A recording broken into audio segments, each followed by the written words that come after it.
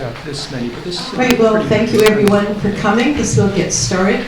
Appreciate all the interest we have in what's going on in the school, so it's just great to see everyone. And with that, we'll get on with approval of the agenda. Are there any changes? Moved by Councillor Donaldson, seconded by Mayor Little. All in favor? Right, so the Metchosin School came alive, first of all, in 1914, and the original building is part of the Metchosin Arts and Cultural Centre. From there, it evolved over the years and in bits and pieces as an elementary school. When enrollment declined and young kids were sent elsewhere, the school district tried a technical school for a while, but then came to the decision to sell the school. At the time, the community put a lot of pressure on the council of the day to buy it, and with some financial juggling, they managed to do just that.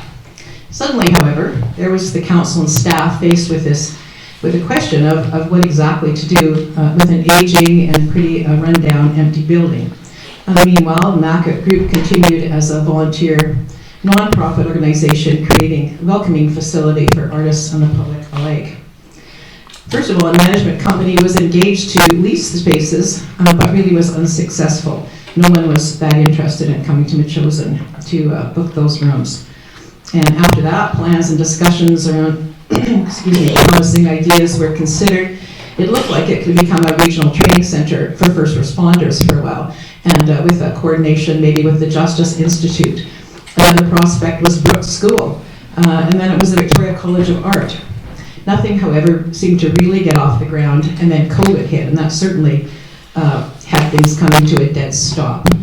And that's kind of when Instinct Training got involved. Instinct had been running programs for first responders such as firefighters, police, Coast Guard, as well as clinics in first aid and firearm safety and CPR and so on through Camosun College. But they were really left high and dry when Camosun shut down all those programs during COVID. So Instinct obviously couldn't run the program at the school either during COVID, but in lieu of got to work and renovated the classrooms, which had things like asbestos flooring and kid-sized cubby holes and various other issues. They were in pretty rough shape. So eventually COVID faded, Instinct started classes, and Mile Zero Brewery came to life. And thanks to the grant writing ability of Chief Dunlop, the district was awarded a grant of nearly $1 million to refurbish the school, focusing on the gym. So the time council discussed priorities for the future use of the gym, but unfortunately didn't really make a resolution to that fact. So the records are really not there. Mayor Little and I were both on council at the time, and the priorities set then were 1, a community event space, 2, recreation, 3, first responder training and community emergency center, and 4, commercial. A small ad hoc working group was formed to administer the grant, but ran into a bit of a rocky road trying to get things done. The spectacular refinished floor and the centerpiece whale painted by Art Brendan has been a real highlight. But council changed, staff changed, and unplanned challenges arose. One of the biggest challenges was that to have a couple of hundred people at an event, the code requires a certain number of washrooms, which we didn't really think of at the time. Instead of just a fairly simple kitchen reno, the schools required some major construction to create 6 washrooms, including an accessible washroom.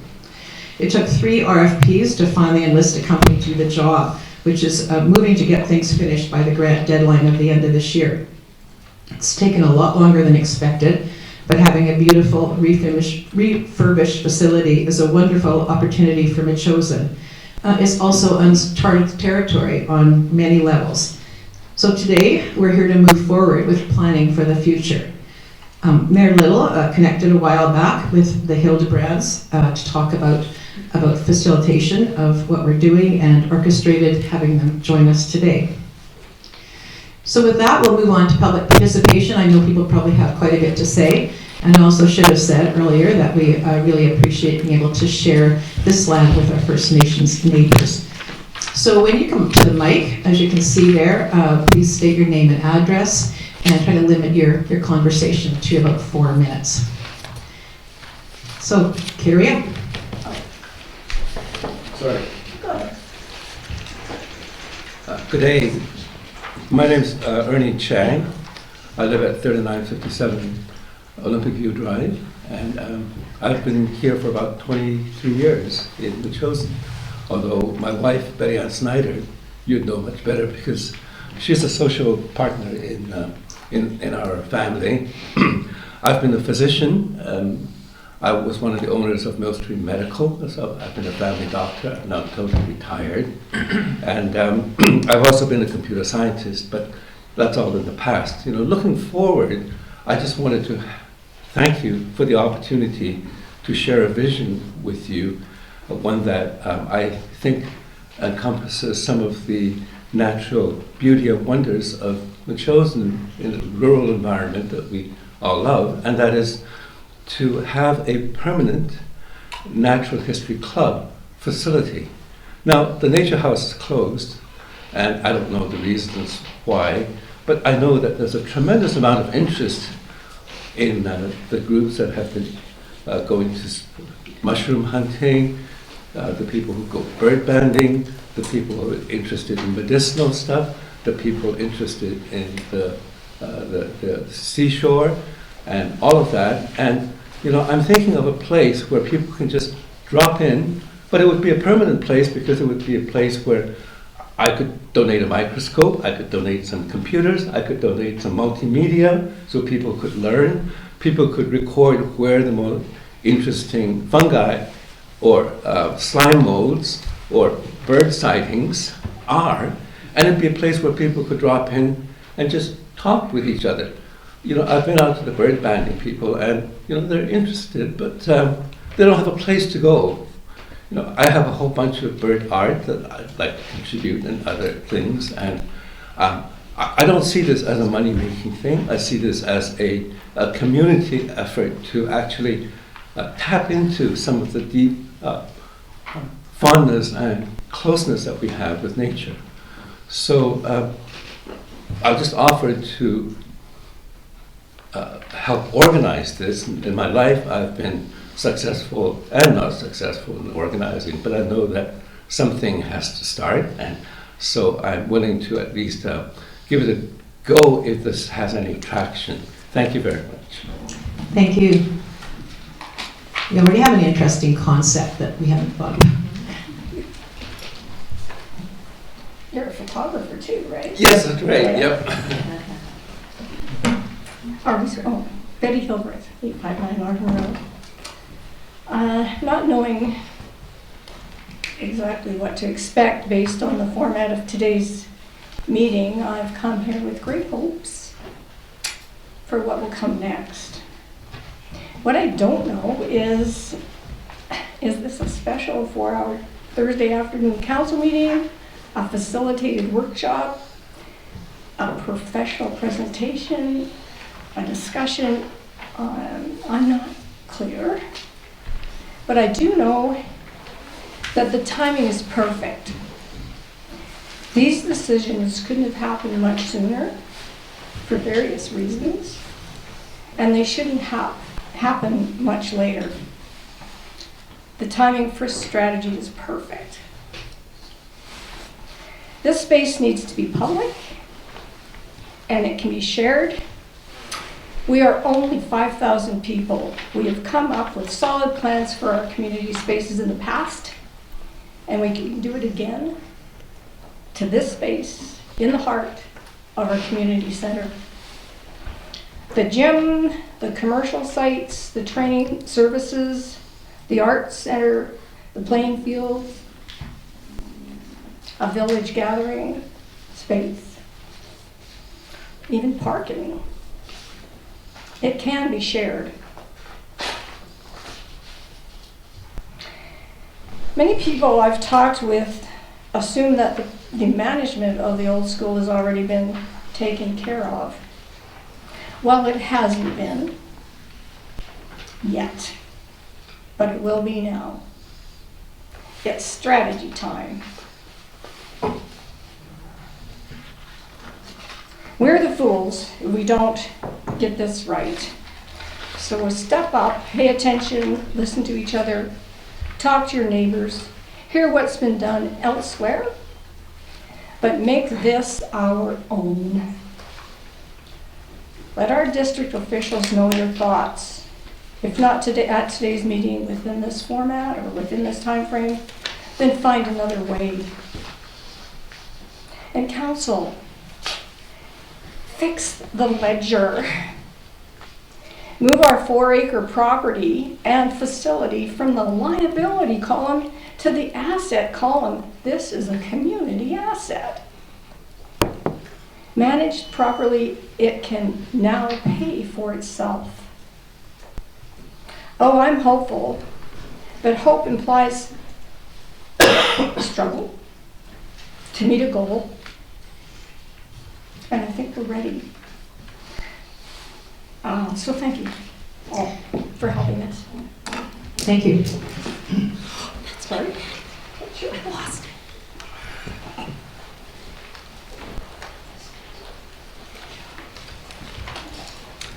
Good afternoon, everybody. My name is Morgan Yates, and I'm a Metchosin resident with a home on Gemini Drive. Chair Epp, members of council, thank you for holding a committee meeting focused on a visioning workshop for the Metchosin school site. It's really timely to review the community vision for the old school site. It's also timely to reflect with genuine appreciation on the effort and the vision of those who helped to facilitate the purchase of the site from School District 62 and those involved in the subsequent and substantial renovations to the school building, including the gym. So thank you to all involved. My own vision for the old school site is really guided by section 7.1 and 7.3 of our official community plan, and the context for the old school site within the village center planning area. I believe that priority use of the old school site should be oriented to providing or supporting social, recreational, cultural, and educational opportunities primarily for local residents. In my view, the visioning process for the site should be informed by pertinent sections of our OCP and also by the relative size and scale of the site's key features. And to me, those are its built infrastructure, its parking areas, and its outdoor areas. I believe that facilitation of a visioning process should reflect the underlying planning considerations and a spectrum of priority community and social purposes rather than any single social purpose. Likewise, I recommend that coordination of indoor and outdoor facility rentals for the site be undertaken by a designated, impartial, and budgeted district staff role rather than by any local group representing any specific social purpose. It's worth noting that the 4.7 acre property includes a combination of built infrastructure, which takes up about 15% of the site, parking and other paved areas, which take up about 22% of the site, and then outdoor playing fields and tennis courts, which make up the remaining 63% of the site. So to me, visioning for the site should take into account each of those primary elements. Ideally, the site could evolve to operate on a break-even financial basis with priority given to local, not-for-profit uses in social, recreational, cultural, and educational realms. To provide a specific example, I am hopeful that future classroom space can be found within the site to host the Metchosin preschool. In my view, hosting the preschool within one or two of the larger classrooms would provide a substantial social benefit to our community and really aid us in retaining younger families as part of Metchosin's demographic mix. Similarly, I am hopeful that the newly renovated gymnasium can soon become available for use by local sport and recreation groups. Thank you very much. Thank you.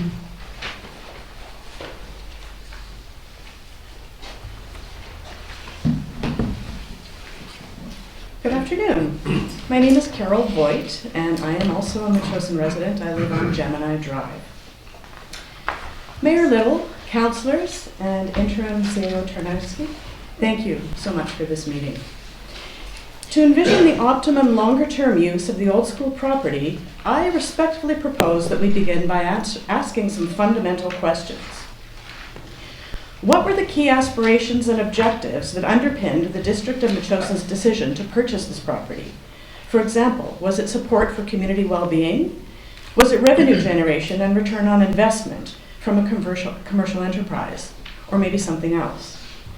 Ultimately, who are the longer-term intended user groups for different elements of the property?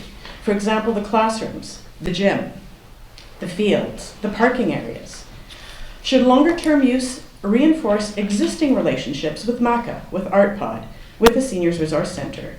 Should sport and recreation be added now that we have a renovated gym? Should educational opportunities be added now that we have classrooms? What about allocating space for the Metchosin preschool and or continuing adult education for the entire Metchosin community? Decisions to sign leases with the current commercial tenants may have been the best solution at the time, considering we were in a pandemic and considering that the building needed extensive renovations. Are the current commercial tenants the most desirable or the most appropriate for medium and longer term tenants for our facility? What are the current incomes and expenses for this property based upon the arrangement with our current commercial tenants? What would be the financial penalties for ending commercial leases early for these tenants? Might it make sense to terminate leases early and pay the penalties so that Metchosin taxpayers can use more of the facility sooner? Once renovations have been completed through the grants that conclude at the end of 2023, what is the projected or estimated steady-state gross cost to operate and maintain this property? What does it cost for insurance, utilities, maintenance, repairs, custodial duties, groundskeeping? Is the projected income from the commercial and or community rentals able to fully offset the cost of operation and maintenance? What revenue stream could we reasonably expect from renting the facility to community members for community recreation, for sport, for education, socialization, arts, culture? Who will manage the day-to-day operations of this property? Preferably, this will be an impartial District of Metchosin employee rather than a third party who might represent narrower special interests. Has the district considered factors such as an online booking system, a booking agent available by telephone, a custodian, a monitor to check and maintain appropriate use and cleanliness before and after renters? A district employee will also be needed to sign contracts, accept payments, process refunds. Perhaps all of these tasks could be covered under one job description with the work shared by 2 or 3 part-time employees. Once these fundamentals have been decided, then operational details, such as these cited below, will need to be addressed. Number 1, contract process. What will be the process for users to book the space or space in the facility, to sign contracts, and to pay for rentals? Will the process be inline or on person? Access date. Now that the gym, classrooms, and washrooms have been renovated, when will community members be able to book the gym? Will we be able to use the gym as of January 1st, 2024, as has been previously suggested? Building access. How will users access the building? Will facilities be left unlocked for users during their book time? Will keys be distributed and returned? Will there be a lockbox with a code access? Will there be a keypad coded entry? And will users be expected to lock and secure the facility after their rental? Number 4, damage deposit policy. Will this only be applicable to commercial and special event renters with a high number of participants where damage is more likely? I can tell you from experience that administering the payment and refund of damage deposits for weekly and ongoing rentals for small community groups is more labor intensive than it's worth.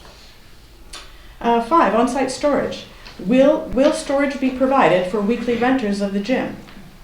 Number 6, access to equipment. Will the district be supplying basic sports equipment, or will users be expected to bring all of their own? Number 7, waiver of rental fees for community groups providing public benefit. Will renter fees be waived for groups providing free instruction to community members or for non-for-profit societies? In closing, although the District of Metchosin has owned the old school property for 6 years It has not been broadly available for use by local residents and taxpayers. Accordingly, I urge Council to create a short-term strategy to allow community members to use the now renovated facility beginning January 1, while you develop a comprehensive strategy. The selection of an operation management model for the school facility should align with the district goals and community expectations.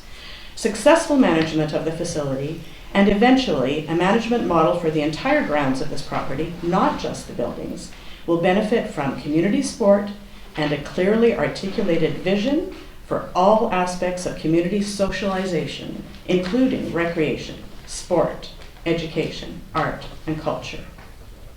Lastly, as noted above as an integral part of asset management planning, I urge the District of Metchosin to employ objective and impartial district staff for the booking management of all aspects of the old school facility. Thank you. Thank you. Sarah Anthony, Metchosin Road. I think it was about a year or two ago, me and Eric visited the Cowichan Community Workshop, and I don't know, I just thought it was a really inspirational sort of place. So it's like a co-op model, but it's a workshop with like all the gadgets and everything that's been funded locally, and people can come in and make things, and there's classes. So it's actually, I think, called out like a maker's workspace, and I just really like the whole concept of that community-wise. You know, everything's so expensive right now, and I think having these places where people can go and, you know, people could donate equipment, people, you know, maybe they can be funded to buy equipment, people can learn new skills at a cheaper rate. We have a lot of people in this community who have great skills that they can share. It helps a lot, you know, sometimes even for income for people to be able to make things that they can sell. And I want to add like the kitchen to that too. You know, if we're having a VIHA certified kitchen, that could also be used in a similar sort of way where they could be classes. It can allow people to come in and make their things that they may not be able to make at home that they can sell and provide income for themselves in just an extra little way. I think there's a lot of potential there, and I do believe there's funding available for things like that, which is really cool from the provincial government and other associations. So yeah, that's my big dream. Thank you. Thank you.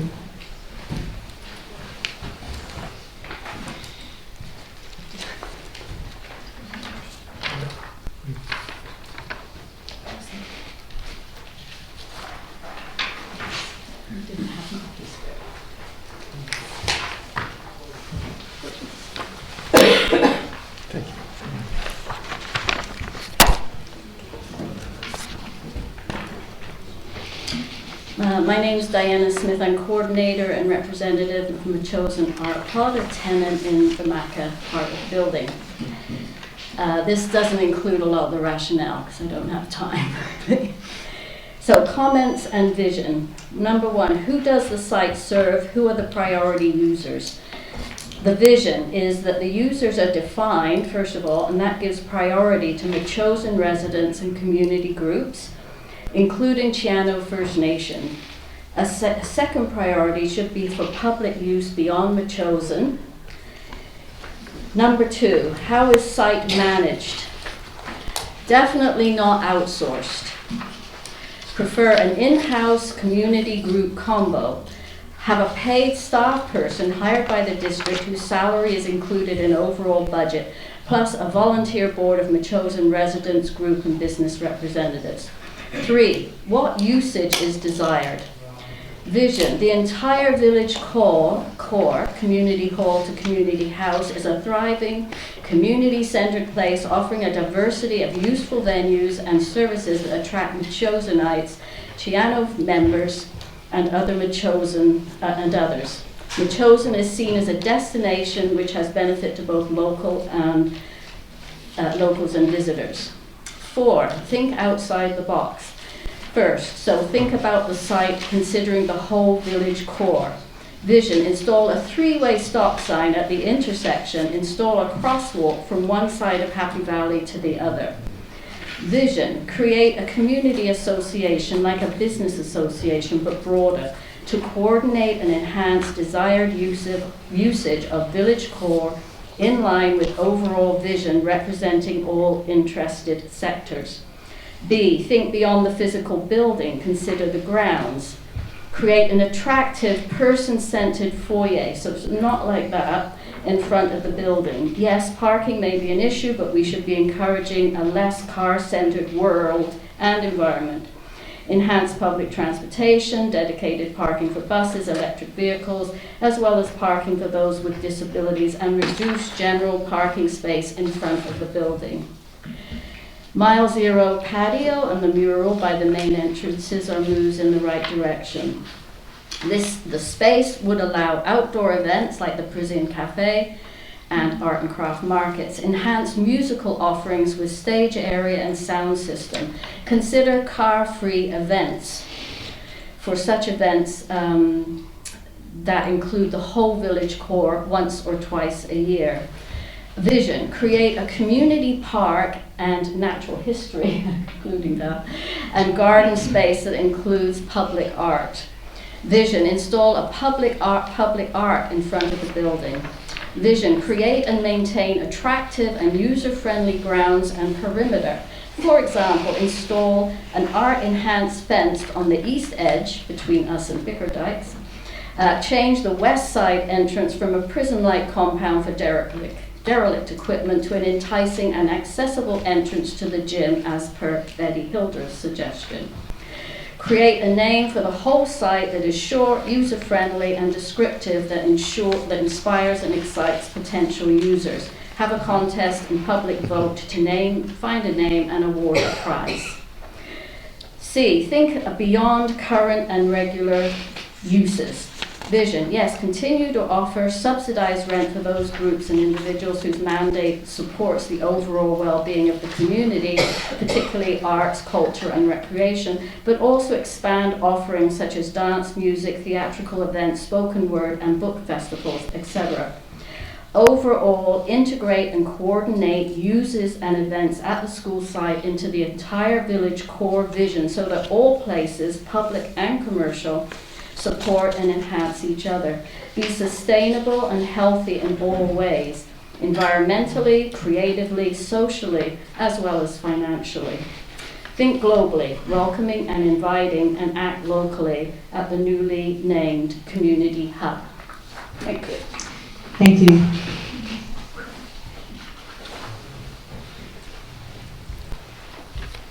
Hi, Judy Roper, 661 Pears Road.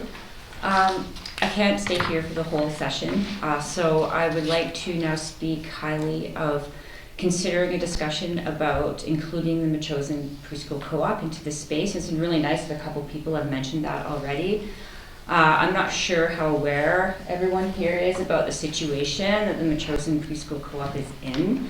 Currently, we are renting out of Westmont. They have been very generous and have allowed us to rent a space there for this year and hopefully next year. And so what happened is we've been running for about 60 years out of our preschool building right by this community hub. And unfortunately, the building has been deemed unsafe. And so we had to remove them from there and put them in a safe spot. We've been working with the Anglican Church of Canada for 2.5 years to hopefully put a new preschool building onto that spot. We were very hopeful at the beginning of those discussions, and at one point we even had an offer to lease, and a lease that we were looking at. But as everyone knows, the economy's changing and things just change overall, and that lease never got signed by the Anglican Church of Canada. And so it is not looking very good for the preschool right now. We are still in negotiations, but at this point I'm not very hopeful. So we have enough money to rent out Westmont for 1 more year, and then we don't really have a plan or a location to go. And so our big hope right now is being able to go into this community space. And so I'm just asking again that somewhere in this discussion, I'm not sure what the format is, but there is, a focus on how we can put our beloved preschool that's been part of this community for so many years. We've even had 3 generations of people who've gone into this preschool, that we hopefully can continue on with that. So thank you. Thank you.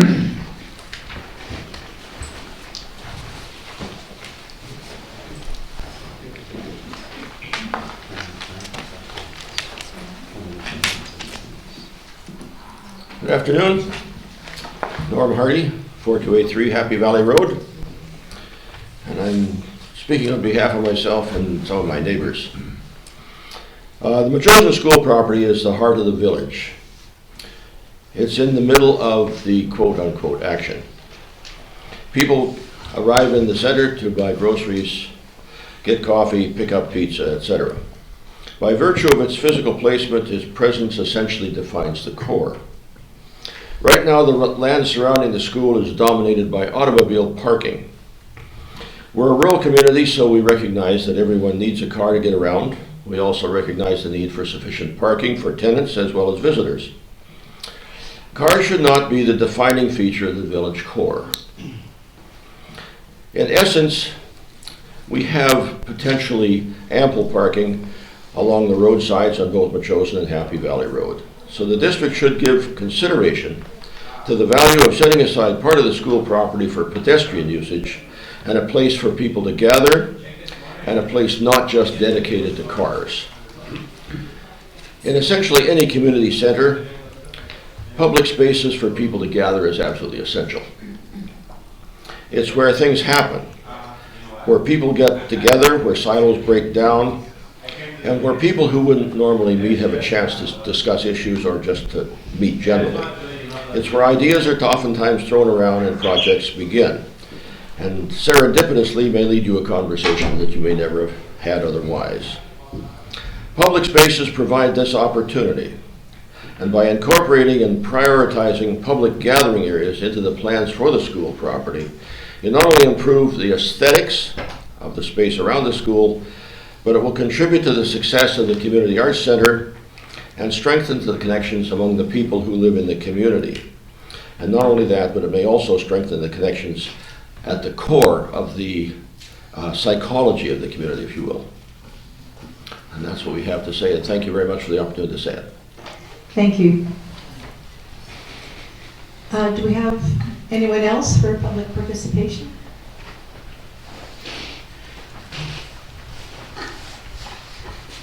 Good afternoon. Art Brendan, Chapel Heights Drive. I'm nervous, I forgot where I live.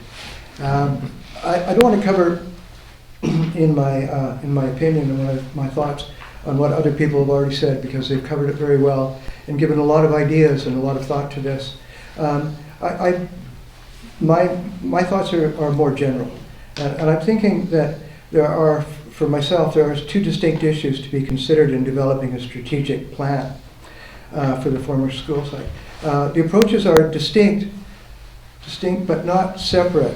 And my first consideration is the management plan, which people have covered in more detail than I've written down or even thought about. And that is, of course, the public use and the fiscal management of the property and the physical site and oversight of the entire facility, kind of a holistic approach. The fields, the commercial contracts, the gym, the arts center, etc. And I think that, to me, is distinctly unique to the second part, which for me is a public arts policy to cover the arts part, which is already a contract in the old section, MACA.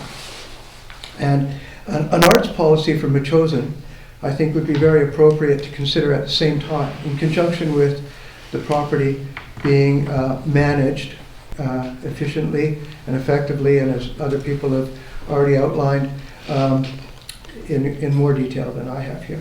So the arts policy is what I've kind of concentrated on, and that is a public arts policy. Victoria City has one, Saanich has one. These are online, and they're in great detail. They define culture in the arts, and I think that for me, a definition, and other people have asked already about, the 5 W's of what, who, what, where, when, and why. Defining an art policy for Metchosin, I think, is essential in making the rest of it fulfilling.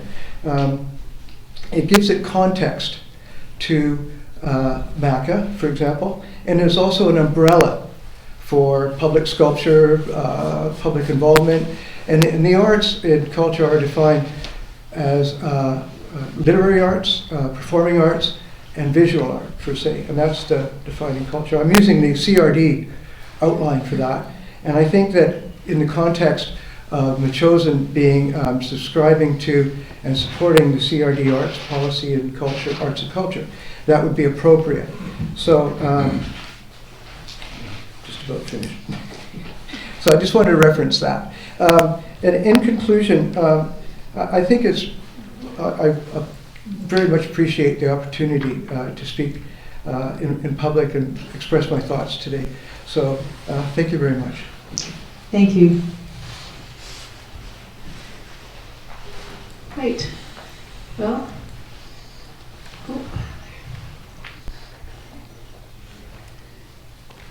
Jennifer Burgess, 3837 Duke Road, Metchosin resident. I came to a workshop. I find I'm in a council meeting. I do hope there's a chance here to break out into small tables and speak. This is a very unusual presentation, I think. Sorry. I guess I don't see another senior board member here at the table or in the audience, so I'm going to speak from that perspective. We have a pretty good chunk of the schoolhouse, if you're not aware of that. I think we were the second group that moved into the schoolhouse before it was actually purchased. It was leased from the school district. And I think what I need to really mention is that all of the improvements and upkeep to date in the schoolhouse have come about through volunteer work, grant applications, improvements that were made with communities in mind. There are a few I would like to suggest that are still needed, especially for seniors. The building has a lot of issues around accessibility. And we, as a senior center, have an accessible entrance in one part of the schoolhouse, but there's a really large, lovely eating, and a meeting area upstairs, which has no access, and it's a very large square footage. And it would be really great to consider what that square footage could be and be accessible so that our seniors could also utilize part of it. I agree with the concepts that people have too, that it will be a much stronger community center, I believe, when the massive grant that was given, provincial grant, I believe, or provincial federal? both. Yeah. Both. The improved gymnasium, improved washrooms, the newly renovated massive kitchen. I think all of these will really strengthen the concept of a community center. And I think we're moving towards that idea of it because we have sort of wonderful separate pieces of arts, seniors, instinct, and all of its amazing courses that it teaches. And now we'll have a gymnasium that we can open up, perhaps beyond the community, because the other issue that we have in this community is the incredible amount of population that has arrived on our doorstep. Langford's building, fastest growing in BC. Colwood, the gravel pit, as I still call it, will soon have 10,000 individuals in it. These will be incredible pressures on what we want to have as a community center in a rural area. So I think we really need to, as a community, decide what it is we envision for the middle of our village. And the big studies of our village are things that you certainly should look at. There have been several major studies. One's called the Village Square Study, I think it was called initially, done by the Healthy Communities. Now we talk about it as the village center. There are some bylaws underway, sort of securing and cementing the actual bylaw issues of how things are zoned around this area to make it quite a tight center. So I just like to bring that all up, but from the perspective of a senior in Metchosin, and the fact that in Metchosin we have 26% of our population over 65, which is a rather strong number. I guess I'm here to say, don't forget about what seniors require from a community center. Thank you. Thank you.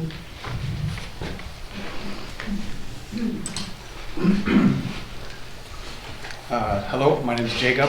I'm 4271 Metchosin Road. I have an interesting perspective in the community here and this school in particular.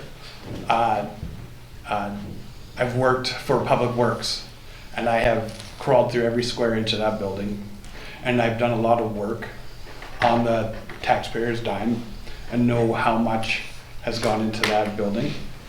I also work at the fire hall. I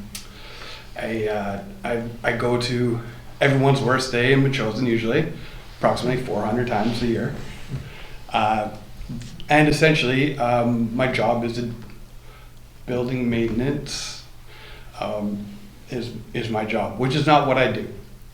I'm pointing that out because of services that a lot of us do in Metchosin, and the support that I would be looking for from that perspective. I can also say that I appreciate the arts of Metchosin. Me and a group of friends did a music fest in Port Renfrew, Tall Tree and Song and Surf. Look it up, it was pretty big, it was good.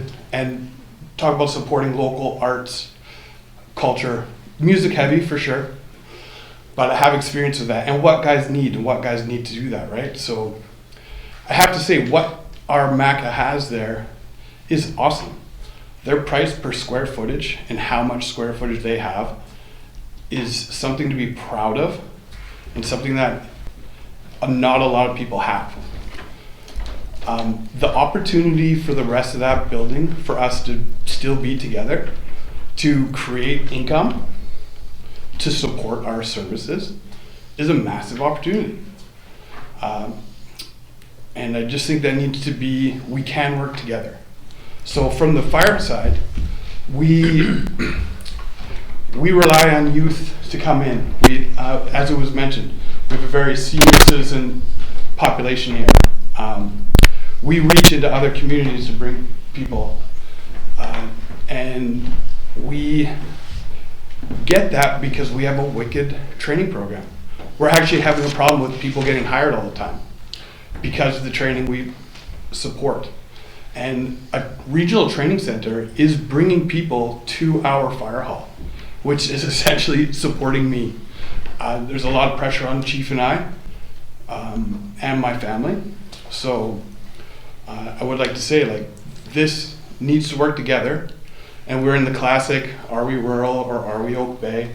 Are we gonna have jobs or any kind of income, or are we just gonna bleed everybody, right? Like, I think the opportunity for income is huge. I think the opportunity for us to work together is easy. And I think it could happen. Again, I do see sides of all stories. Even I have to mention even the preschool. I was on the board. My kids went through it. We went through 4 years. I do have to say the shared bathrooms is an issue. I don't think we could get a preschool. We went through it. I tried. We went down that road. I don't think that is a viable option. But I think we can work together. I think it can support everything. I think what MACA has there can be better. And the gym is going to be shared. There's a bit of everyone's putting pressure on it. It's going to be shared, it's going to be managed. We won't be the first community to manage a gym for the public. It's a thing. There's lots of direction to follow there. That's about it. Oh, the park. The daycare's got a wicked park. I walk to the park with my kids all the time. It's not that busy. So I don't know if a park a block up is going to be any busier than that park. Yeah, park is going to be an issue, but yeah, there's lots to do. I think it could be beneficial to all, and I think all sides could be managed a bit better. And I think that's all I got to say. Thank you. Okay, last, everyone? Eric White, 4290 Metchosin Road. Just someone mentioned about the front, kind of, it is the centerpiece of it all, and it does kind of look like a parking lot. If it could be visually enhanced, that would, I think, would be super cool. And I know we don't really want to throw more money at it, but the space between what is now Mile Zero and the other building, if that had an enclosure over it, I think it would make the space, not the parking lot, broken up. It would look less like a parking lot. As well, it would give a much needed, useful outdoor space in our Metchosin weather. Thank you. Thank you.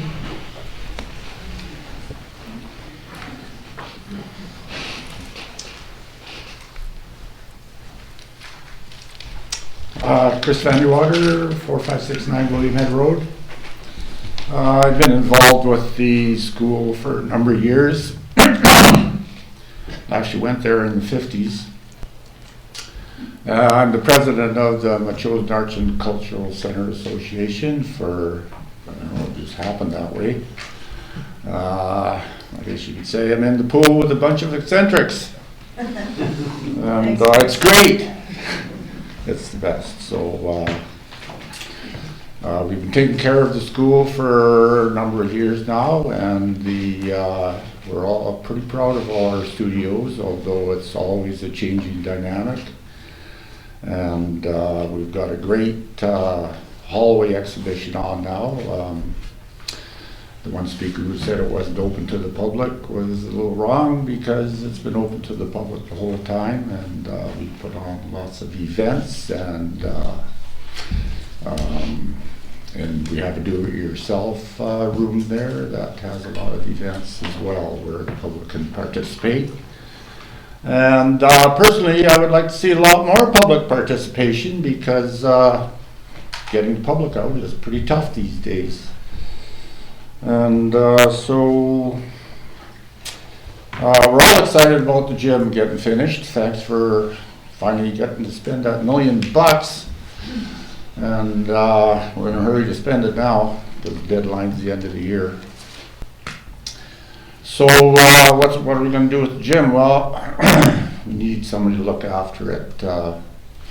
I suggested in the interim that Josh from our music studio could take care of a bunch of the things that need to be done with the gym. Of course, we should have had a booking system set up for it a long time ago, so that should be done ASAP, so that people, the public, can actually book it. And the compound needs to be cleaned out. Maybe the end of the gym should be painted bright colors to attract public attention to it. It's a great facility. It's going to be really good for the community. And the one speaker was speaking about the car problem. Yes, we need boulevards along Happy Valley Road. And we took a run at having a public space a couple of times, but it went nowhere. Wouldn't take a lot of parking spaces. It's a great idea to bring the public in, is to have a space where the public can gather outside and eat their pizzas, whatever. And I think one speaker advocated an art policy. That's a great idea to have an art policy. I think that we should have had it. It would be great for Metchosin that would bring together all sorts of installations that we could offer. And so, what else we got? Yeah, the lift for the stairway, we took a run at that 2 or 3 times too. It needs to go somewhere now, especially with Jennifer Burgess citing her concerns. And the last speaker, yeah, we all got to work together on this and a successful conclusion to it. Thank you. Thank you.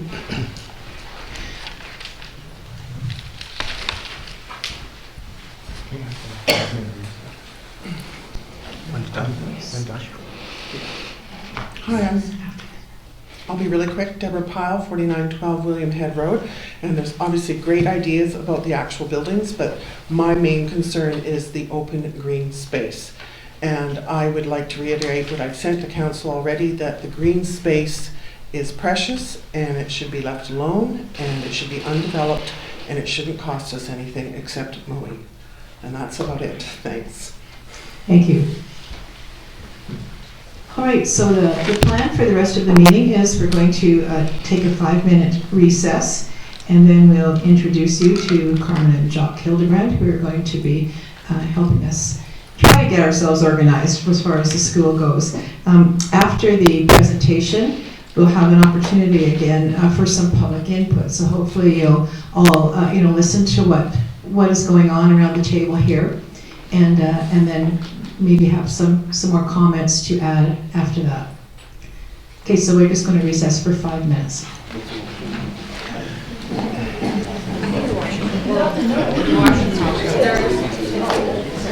There's a licensing issue.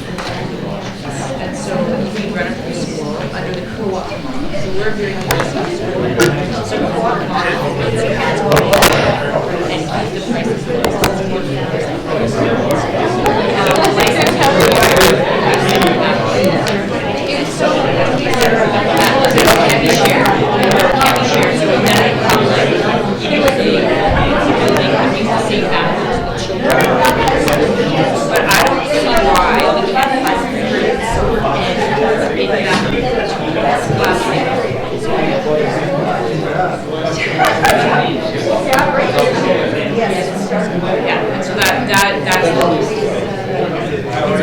It's only for a few hours a day because they run, Monday, Wednesday, Friday, they run for 4 hours. Tuesdays and Thursdays, they run from 9 to 11.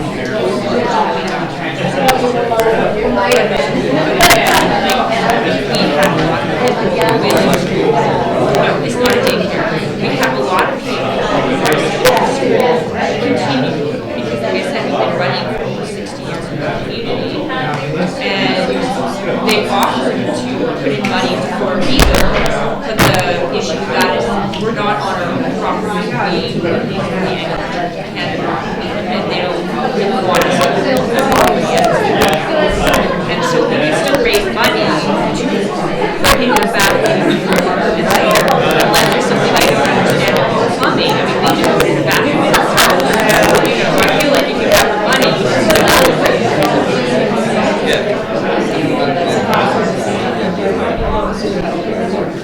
can you? And I think that you have to, like Sarah said, I don't know. It's not easy. I don't know. Like on my soul,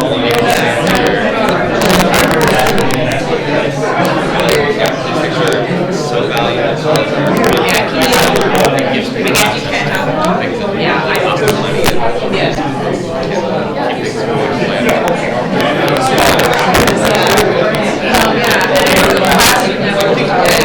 By the two buildings together and like break up the close to the parking lot goes into the building, right? And then like yeah, you can see we need to have traditional thing. We need to have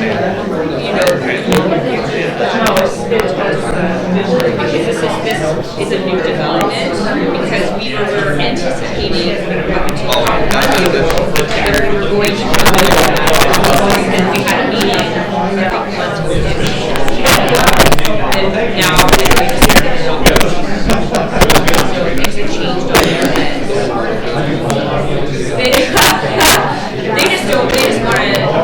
They just don't want to build a building on it. I think it's too much of their well, the original plan, like if you look at that building, the back part is built with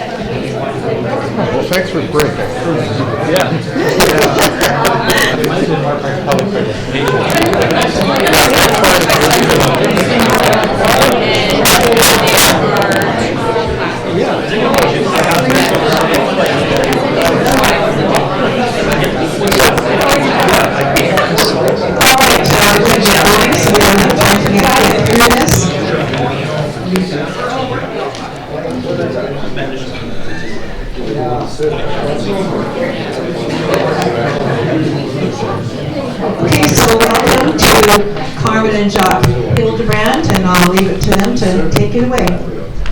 Thank you very much. Can you, everybody hear me, or should I go up to the mic? All right, good. Thank you. It's going to be recorded stream, so people can hear. Okay. Yep.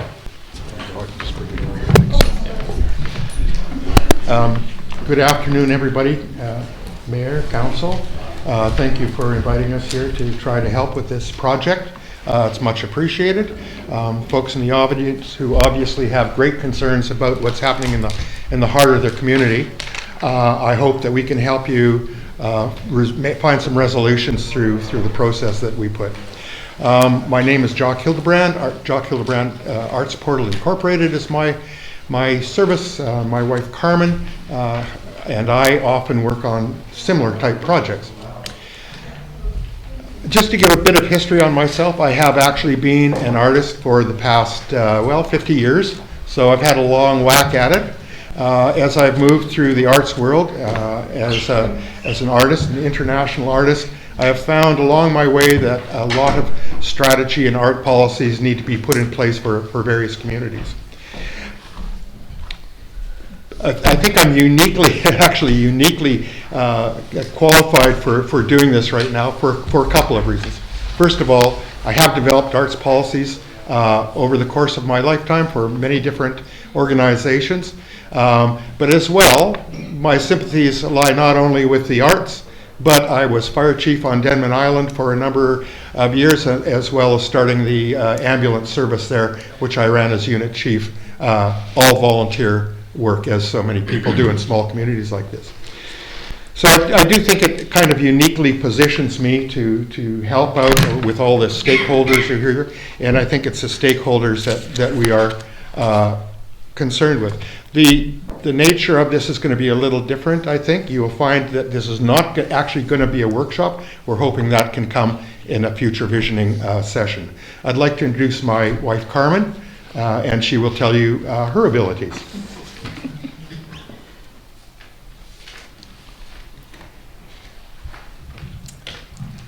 Hi everyone, I'm Carmen Hildebrand, and as Jock mentioned, we often do work together on projects. I also do independent consulting, and I work with primarily not-for-profit organizations in both the arts and social services sectors, and I primarily support them with strategic planning and program development. And I also teach circle dialogue processes at junior high and high schools. So that's a little bit of a snapshot of what has brought me here today. And yes, Jock and I often work on projects together. He tends to be the big picture person, and I'm the dot the I's and cross the T's person. So, which makes us a good team. Anyway, so Jock is going to be the primary facilitator for the rest of this. And then a couple of people did mention there was a little bit of confusion about the format. So we've heard from you initially. Now we're hoping to have that inform a little bit of a discussion with council, and then we're hoping to get feedback from you again at the end based on sort of discussion that's occurred here.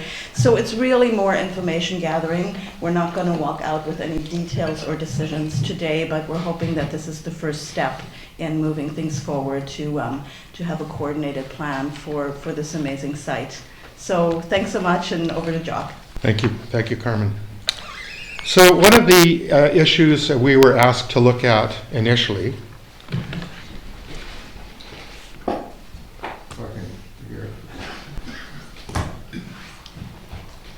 was to address both council and stakeholders to see if there's some sort of way that this can be worked out in a happy way that brings everybody's interest to the front, and if there are difficulties, that they can be resolved.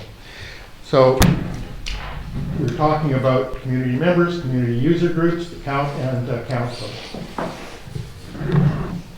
As I'm sure everybody's aware, this is a very complex issue. It grew up, and if you remember the term, grew like Topsy. I think this is exactly what's happened here. It grew up, I believe, to what I've been able to look at, in a fashion that, as Topsy did, just growed. So there didn't appear to be any strong policy involved in this, and I think that's what we're looking at for. So an internal report states that prior to discussing operational options, an arts and culture strategy should be developed, and that this strategy will guide and inform discussions for the management of the facility. It seems apparent to me that this is more about facility management than a coherent arts and culture strategy at this point. We would like to take this in very, very broad strokes as we go through this presentation. Keeping in mind that policy details and that kind of information is not really going to be what's happening here. We're looking at the various management options that can happen with this property.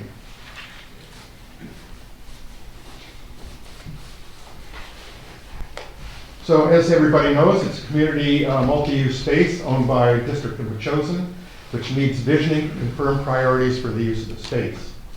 Council's previous priority user groups that were identified to us prior for us coming here were arts and culture, sports and recreation, fire and emergency training. As well, we have discovered there are a number of other user groups involved in this project. So what we have come to see as we looked at the documentation that was sent to us was that there is a real need for a coordinated structure to pull all of this together. The way it's working right now presents a number of different liabilities for the city, for the District of Metchosin. And so that's what we would like to coordinate. We want to talk with all of the user groups. We want to find out what your issues are. And then hopefully we can bring the two circles, that of the administration and that of the people, the user groups, to a third circle where we can identify those points that everybody is able to agree on and feel will be beneficial for their own particular uses. Arts and culture strategies should be, as a rule, arts groups decide the best way of spending locally allocated funding, as that's their areas of expertise. John, can I just interrupt for a sec? It's for the chair. Can we ask if this is working in terms of the recording and the online, just in terms of microphones? Is it? Great, thanks. Thank you.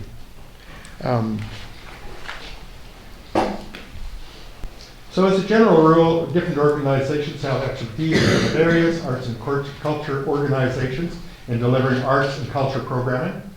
Municipalities, one of the major partners in this, are competent in a broader approach to the arts in their community, such as funding strategies through municipal grants and facilities management. We are going to change this format just slightly because we did have our public input at the beginning. Hopefully we'll have some more public input at the end. So a question, of course, is how do the various facility stakeholders view the space? We had a pretty good lot of information come in from the stakeholders who are here today.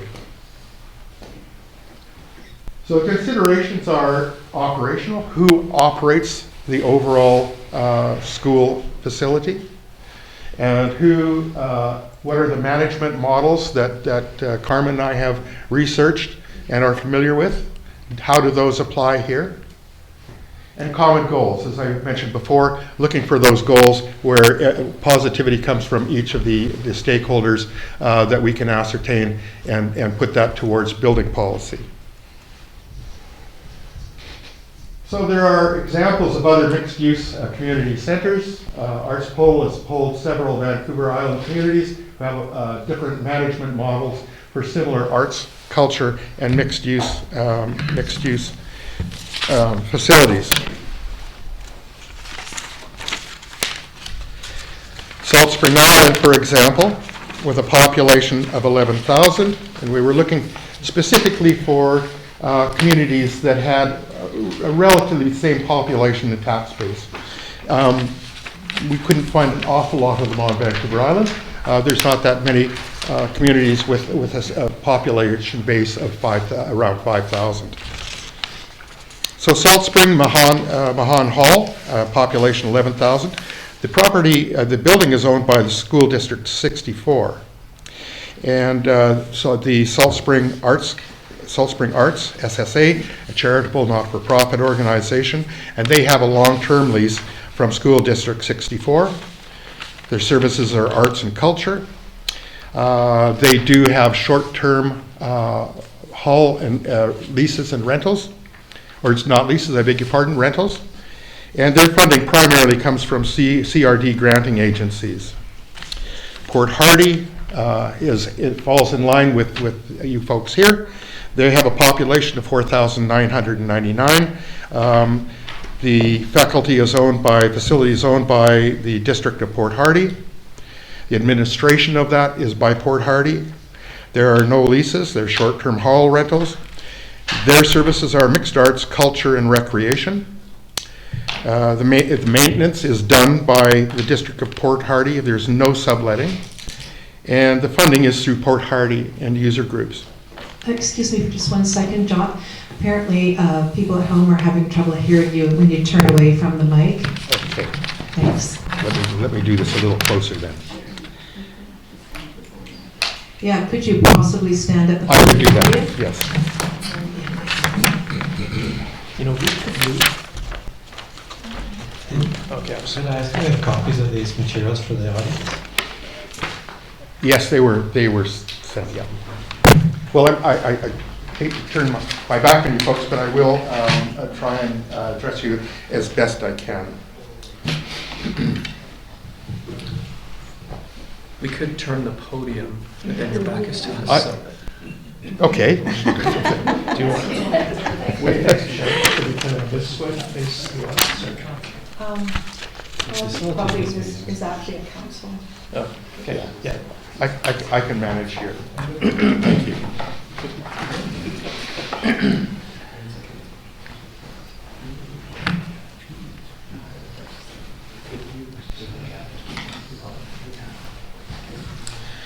To carry on, the city of Duncan, and it has a like population similar to here.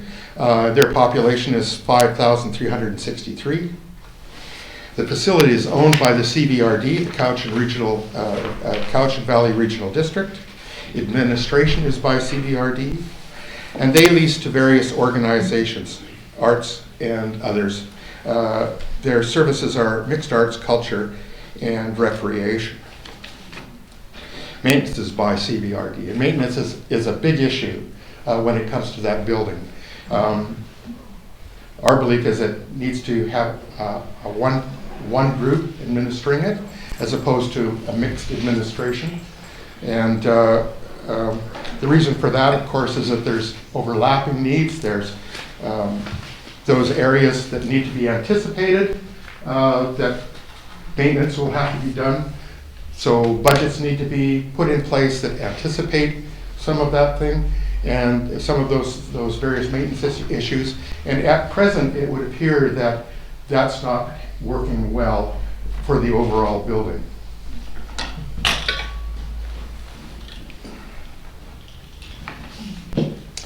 Parksville, the old schoolhouse, they have a population of 12,000. Parksville owns the facility, and the old schoolhouse society administers it. Long-term lease from the city. Their services are arts and culture. They do short-term rentals spaces with user groups. The ones that are down below this are all larger communities, such as Vancouver, Victoria, and Nanaimo, with much larger taxation bases. They basically own the buildings, and they service and maintain them and set policies and agendas for that building. So there are a bunch of different models in place that can be used and that historically have proven themselves to work, simply because they're still there. So the difficulty here is to come up with a cohesive plan that will talk about who will manage that facility.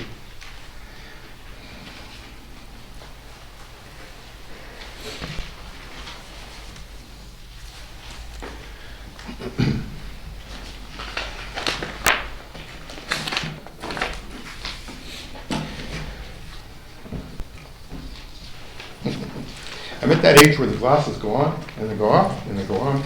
Some of you might relate to that, I don't know.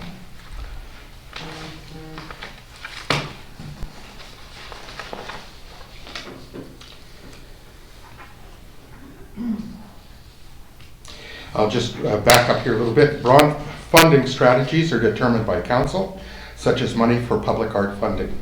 Community arts organizations are best positioned to deliver local programs such as arts education, art projects, and other local deliverables. If the desired goal is to optimize the delivery of the arts and culture to the community, then each organization should follow areas of expertise and efficiency.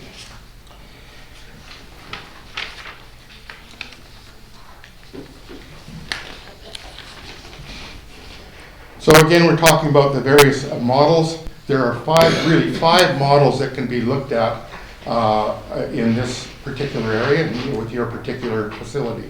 Facilities owned and operated by municipalities, facilities with long-term lease from municipalities, outsourced professional management, and I believe that this has actually happened with a schoolhouse before. And the long-term lease to arts and culture organizations, sale of facility to arts and cultural organization. Now, as I say, this has happened in other communities. All of those have worked, but they all suit very tailor-made applications. So I think that what we are looking at is to try to determine what is the best model for this particular facility. Our recommendations are that we believe there are two best options, and that would be District of Metchosin, in-house management of the facility, or long-term lease to an arts and culture organization. Now you may ask why that is, and again I would reiterate that maintenance is one of the main difficulties. Bookings for user groups and short-term rentals needs to come from one place. So that is those are two of the big considerations in terms of figuring out what to do, which model to take. So we have made recommendations, and that is that an outside facilitator meets with each stakeholder in person or in Zoom, stakeholders, I beg your pardon, that an informal circle meeting with all stakeholders for an opportunity to voice concerns, to map opportunities to be held. A report to the district should arise from that meeting. A third recommendation is that a committee be struck for oversight. This could be possibly a public art committee, but it would be reporting directly to the District of Metchosin, and would be the people who user groups would speak to. There's a reason for that is that they would be able to wrestle with all the difficult issues. They would bring it to the council here, and motions would be made and passed on council. That keeps a lot of the difficulties for council in terms of trying to work with each user group, and it brings it to a central committee, possibly a member or a staff person, and 5 or 6 members from the outside community to comprise that. So, if I may, the concept now is to get the user groups together to try and understand what everybody is looking for, and to organize a meeting where everybody has a voice and is able to be heard and it gets recorded. I'm going to ask Carmen to speak to the organization of circle groups a bit, if you wouldn't mind, Carmen. Okay, yeah, so one of the things that Councillor Gray, I think you got to turn on Ms. Hildebrand's one there. Yeah, one of the things that we possibly envision for some next steps would be to have some circle dialogue sessions with stakeholders that may be a little more down the road once we have a slightly clearer sense of which model council would prefer, and then we can perhaps slowly go from sort of a very macro idea of how to move forward to getting to a little bit more of the details. So I don't know if at this point, Jock, we left it a little bit organic, so I don't know if at this point we want to maybe sort of do a round with council to see, to ask some questions, maybe provide a little bit of input for the audience and move forward that way if that works for everyone. Yes, I think also questions from the stakeholders here would likely be appropriate too. Mm-hmm. So perhaps we can start with council. If there's any questions you may have for us in regard to the procedure that should move us forward a bit.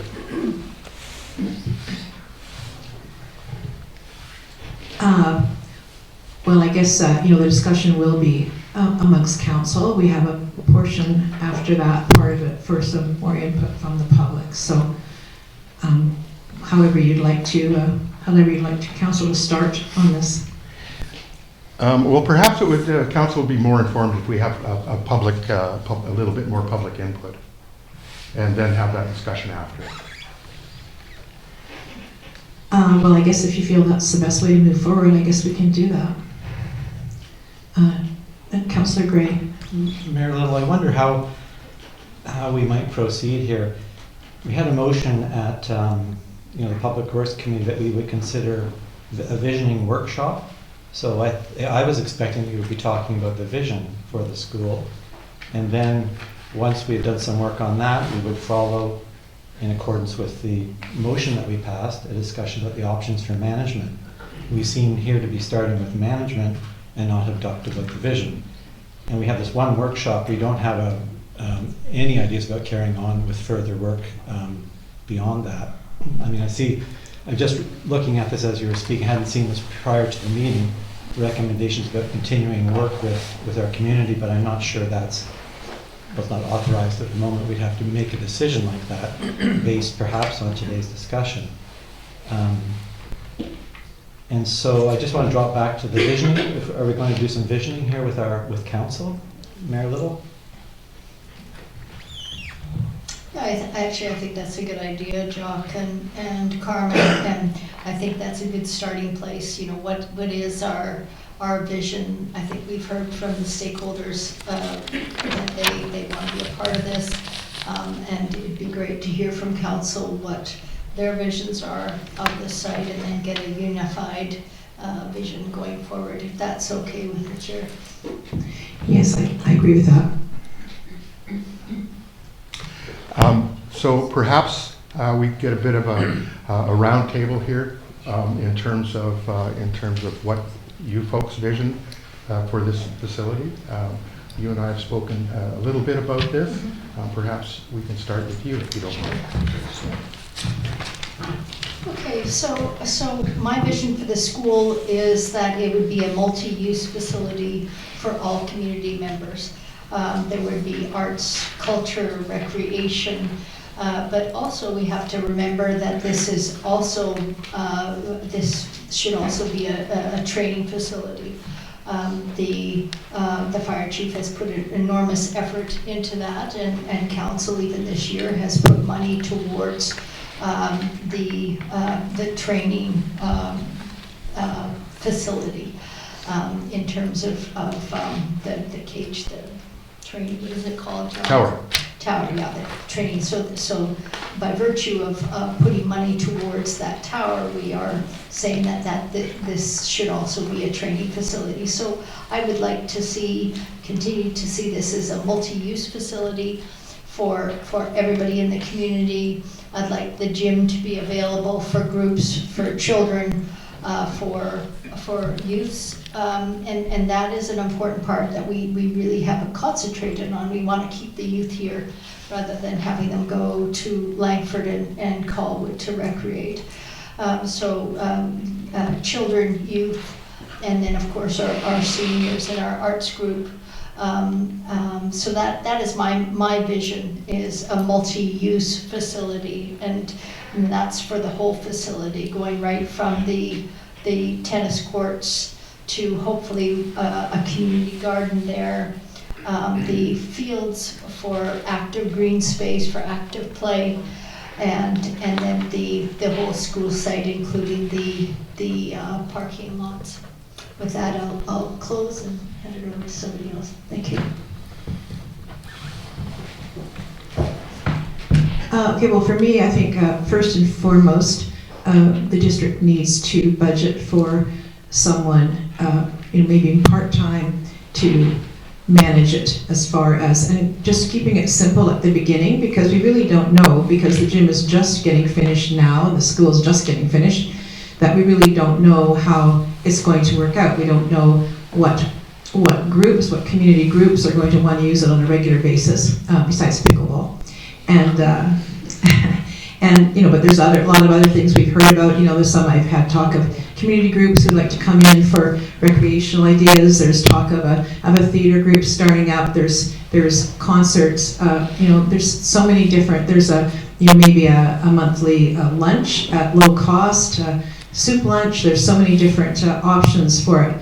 But until we have someone that will actually be able to set up a calendar, an online calendar, be able to take bookings and be able to talk to people, as well as setting up someone or a group that will check it out at night, or whether we have to hire a security firm, but something like that, so that the facility is kept safe, and someone that would also be able to be available when events that are outside of business hours take place.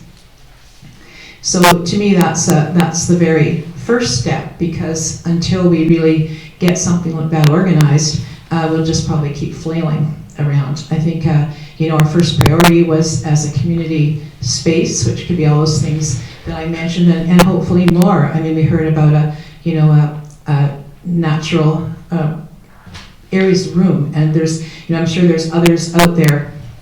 So that would be my first step. I think the event community space could be it's just the doors open as to what could go on there. The recreational, as Mary Little mentioned, youth groups, the pickleball group. We have a setup for basketball. We don't have equipment yet, but we've got a setup for basketball and indoor soccer. So there are options for that. The lines are in. The First Responder Center is extremely important to this community, because as our people here get trained and coordinate with other agencies around the area, that only makes us safer. Like it just, that's a huge part of it, and it's something that we need to hang on to, because that just benefits everyone to have that kind of training going on there. Commercial, that is important, because we're hoping that possibly it will be rented, have some commercial renters, and we can charge pretty big bucks for that. We've heard that sort of the going rate is about $500 a day. So if occasionally we can have commercial renters in there, that would really help with the bottom line. But again, as we haven't had the chance to see how it all works, who's interested in it, who wants to use it, how much it's used, what the conflicts will be. I think the first thing is that we have to have a manager. That would be all I think I have for me. Thank you, Councillor, and thank you for starting the meeting off with a little bit of the history. I think that's important. People to know where we came from. Is she talking to the mic? Better. It's hard to hear. That better? I hope so. No. No. Okay, I'm swallowing it pretty quick. Yeah, just like a Mick Jagger. Do this one. Okay, can you hear me now? Try to sort of keep it around. Oh, there we go, it's working. So I remember when we first bought this building and the community excitement around it and lots of ideas, and those ideas have changed and evolved over time. A lot of the time where it sat, nothing was happening. And it took some community individuals to actually be boots on the ground. So those people who, I always call them, they're the doers. They actually get in there and they got something done. So it went through a couple different changes of who was involved. We had consulting companies, we've had real estate companies and all this sort of stuff. So we have also had studies. So we've spent over $50,000 on a consulting firm. We have that on our books. We have a vision and some feedback on that. We also have something that I was involved with the Healthy Communities, and that was the Village Square Gathering Initiative. That's also on our website. So again, pull those things off, dust them off. There's over $80,000 of taxpayers' dollars that should not be ignored. Lots of great ideas shared here this afternoon. I really appreciate that because we clearly have come to another place. Multi-use, absolutely. It's a facility. The whole property is zoned agricultural institutional, and I think it still is applicable to some degree. The institutional obviously is the educational component of it, and I really support that staying there in all parts of it, whether it's the learning space within the community garden, the recreational part of it. You're always learning that's physical literacy in its element. The training center for first responders and other various emergency elements, arts and culture, a plethora of educational stuff that could happen there, and the list just goes on. Whether it's preschool or workshops from how to brew your own beer, that sort of stuff, or grow your own hops. So lots of different things. We are at a place where we need to consider, and this council has already started the process with facility booking. I know myself and Councillor Epp had put together quite a package of fees and whatnot that other community entities have already done before, and how that might fit here with us as far as renting structures and whatnot, if it's community groups or outside agencies, that sort of stuff. We have a lot of options here, and I just want to say thank you to those who actually have created a vision with updating the school. It's still got a lot of work to do. I mean, today they're already testing the alarm system, so that was neat to say we're being brought up to code. There's accessibility issues still that we have to address. That's quite a big project, but we're getting closer and closer. Whether or not the gym will be open for January 1st, I don't know. That's more on the administration side. So yeah, I do see a lot of great opportunity here. Biggest one that's outstanding for me,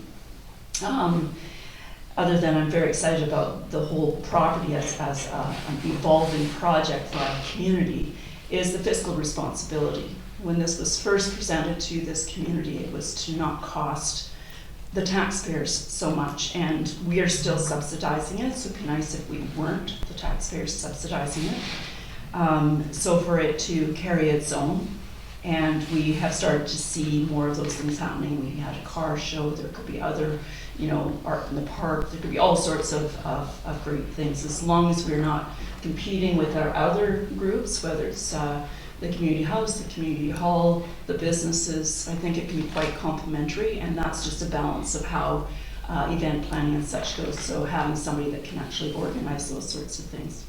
So that's all I have for now. There's more. Thank you.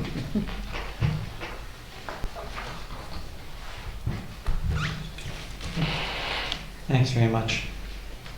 So I guess when I'm looking at this and from our last meeting, the motion that we passed after a discussion there, our goal, it seems to me, was to answer 2 questions for staff in order that they could begin dealing with rental of a gym immediately when it's available.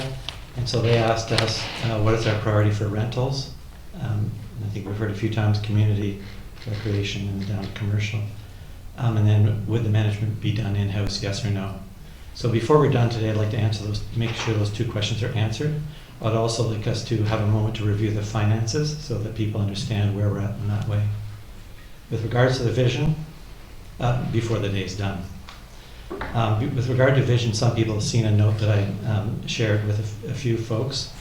A vision for me would be a statement that would say this would be a community-centered facility, that its uses would be recreational, learning, and that includes the fire department's efforts and also consideration for the preschool.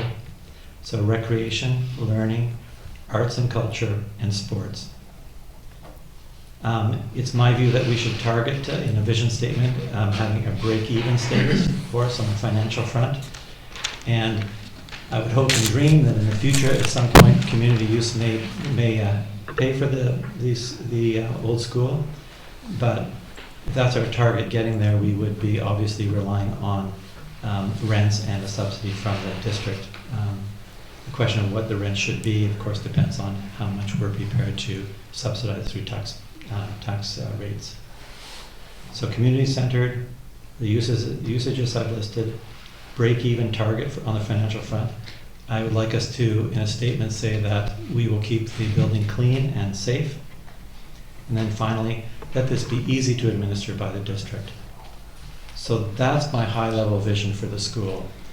Falling from that, and that's what a council's role would be. We're just going to set those 5 statements, and then we'll turn it to staff and say, would you please get the place going.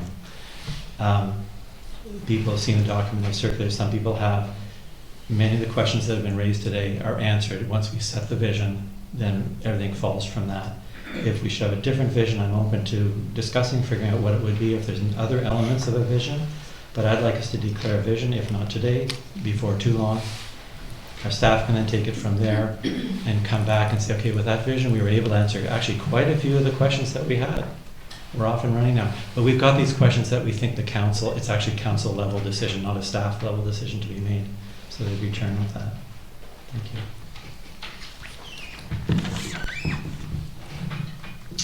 Thanks very much. Through you, Councillor Rapp. Just 3 elements to the vision as I would tackle it.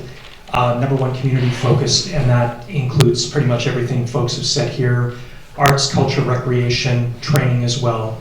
Ideally with an eye to ensuring local access. The second one would be financially sustainable. And the third one, managed effectively. I just want to raise one point about, I think there's a tension between community focused and financially sustainable. And growing up as a young hockey player, I didn't really realize this, but your city or your town is faced every year with cost increases to the arena. And what happens, of course, is your fees for playing hockey every year go up. But what happens too is those fees don't cover the actual cost of the increases to the arena. Those are often borne by the city or the town. And so there's both an individual fee you pay, but there's a collective and a shared responsibility as well to maintaining that asset. So, and just thinking about the potential of, say, preschool, using the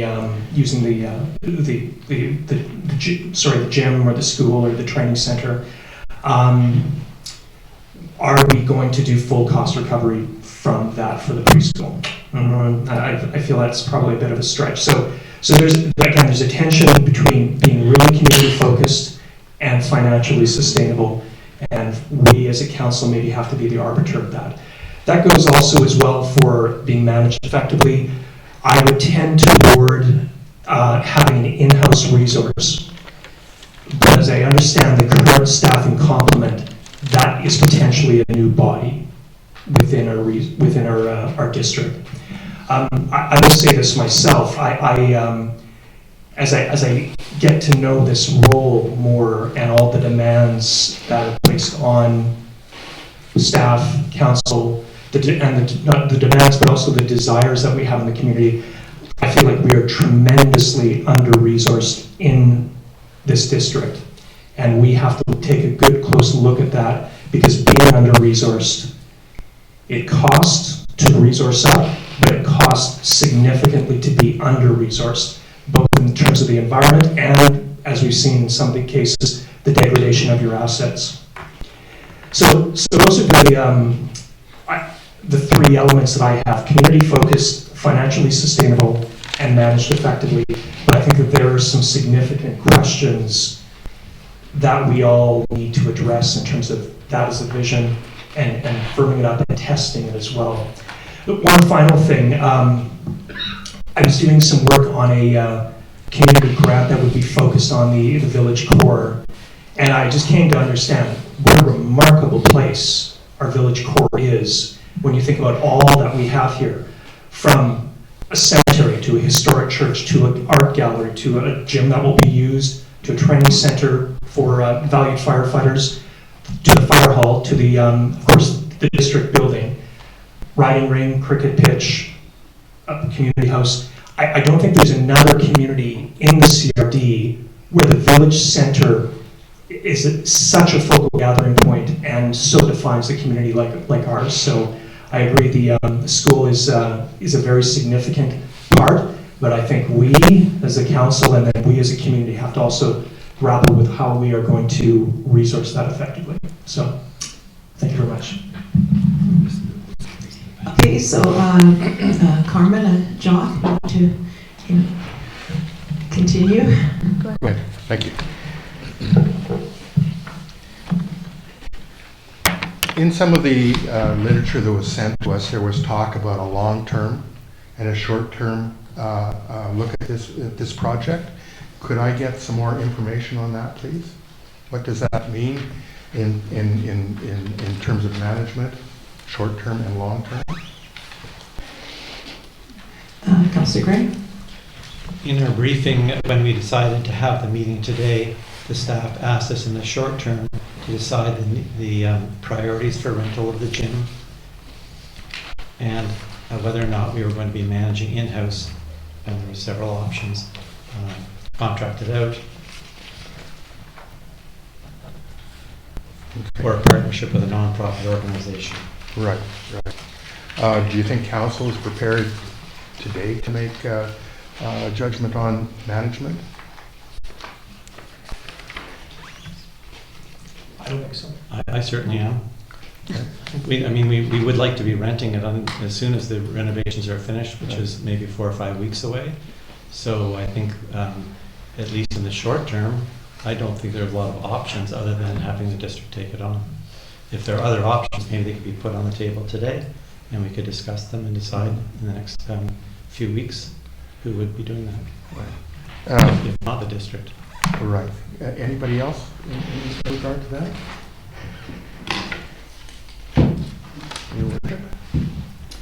Yeah, thank you. So my vision for the management over the next little while would be effectively managed by a community organization or a community committee. And this would have, the community committee would be represented by all the stakeholders, and they would be reporting directly to council. And that, I think that would be a great place to start, because as you've heard from Councillor Shukin and probably from others in the district, is we're extremely short on dollars. And we don't have a lot of manpower nor money to put towards this. And so my pitch would be to have an organization, a committee, Arts and Culture Committee, with a member from all the different stakeholders on the committee, and they would be responsible for the management of the school, reporting directly to council. Right. Any other opinions about? Who wants to go? Well, I can see that, respectfully, that idea, but I don't see how that can happen in a matter of of a few weeks when we need to have something in place. Somebody can handle bookings, somebody that can put up a website, that can have a calendar, that can oversee the day-to-day operations of it. I think a committee would take much longer to go, and then how they go about doing that. It's not just an instant sort of thing to try to create a group of volunteers, and we are a little short on volunteers anyway in the community. So to do that, so I'm not sure that would be, as far as a short-term plan to be able to get it up and running and used, and then it's kind of like a living document kind of idea where it's going to evolve as the year goes along. Councillor Shukin. Thanks, Councillor. I said I wasn't really ready to make a decision today, but only because I think we need more input from staff in terms of what a resource would cost. So, that's just a fundamental thing if we were to do it in-house or if we were to go outside. So that's my hesitation.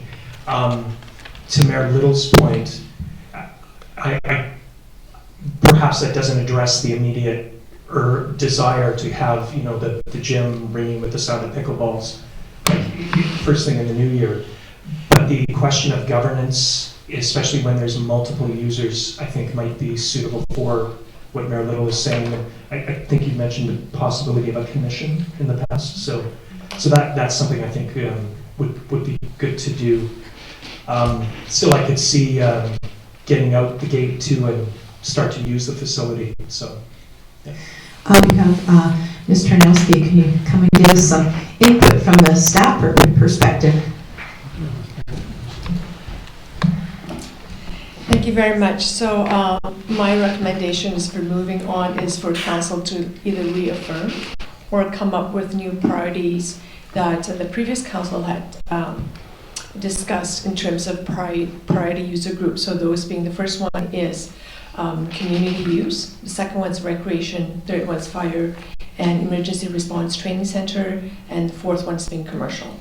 So if we can get direction from council, that's the either reconfirm or make some changes to the set priority use, and then we can have a follow up with all the other issues that we've discussed over to date. Management of that, I think, is really secondary to, first and foremost, confirming if those are still the relevant prioritized user groups, and of course to seek feedback from the community as well. All right, thank you. It seems like that is something that we could make a resolution. It seems like we're all pretty much in agreement. I don't know, I'll maybe make a motion to start with that we do set the top 4 priorities as for use as community, 1, 2 recreation, 3 first responder and community emergency, and 4 commercial. I'll second the motion for discussion. Okay, council discussion. Councillor Gray? Yeah, I would be satisfied with that list, with an understanding that we're providing this to staff in order to begin to book the gym. So, because the whole facility is one thing, but if this is about the gym use, I would be good with it. I'd like to, though, mention this caution, I guess. And that is that if we set things up with, say, a sport group who are coming and using the facility once a week, they're set up like that. That seems to be sensible. It's a gym, basically, so let's let the people who want to use the gym as a gym use it. And then if a community group says, well, we'd like to book it, for a week or for a day or for a weekend or something, it would be incumbent upon them to book it in advance so that the people who are having a regular sports event, every week, those who want it for a longer period would register, and the sports people, who's ever there, would have time to understand they're not going to be there. So we've said community use first. I just want to be clear, people who are regularly using it. I'm not entirely sure, to be completely honest, how much use the gym will get. So we have this idea it's going to be really, really busy and all these people booking, and well, maybe not. Maybe we'll have pickleball, that's coming for sure. Maybe there'll be a floor hockey group if we buy some nets. maybe there'll be basketball, we get basketball nets, but we have neither of the nets for either of those sports today. So, and it'll take some time. Maybe we'll be, basketball league will be here, who knows? But I think to think that there's going to be so much going on that we can't possibly manage it is probably not to be worried about. But the staff need the ability to manage these uses in a way that they see best, and then we can revisit the question. So I'm speaking in favor of the motion, but I also want to be clear, when the fire department needs it for a training, they know too. They can book it in advance, and as long as it's in advance and it helps everybody get organized, and so you have that coordination. I'm not wanting to diminish the fire hall's access to the facility by declaring these uses. We're just trying to get it out the gate to say, let's get going. The final thing to say just right now is that let's not forget, as was mentioned earlier, there are quite a few facilities in the center of Metchosin here. So we have different uses in different locations, and they're all available for us. There will need to be some discussion at some point about the question of whether we intend this to be mostly gym use or something else. Is it a dance hall? I mean, we have a dance hall already. The question is, which places do we want to sort of direct the traffic? The gym will start to take a different look. It looks beautiful today. I was over there this morning with some of council and the fire chief, and it looks beautiful. But it's going to change. It's not going to look like that if we're having all kinds of events in that room. It won't look quite like the gym does. Anyway, my point really is, I'm good with the thing as long as we have that wiggle room or that attention to detail for the staff to follow through and make sure we're not crowding out our key fire department and our key community groups, making room for sports. Okay, Councillor Shu. Councillor, would you mind, could we hear the motion one more time? I'm sorry, I'm a little forgetful this afternoon. Well, just, did you get the motion? To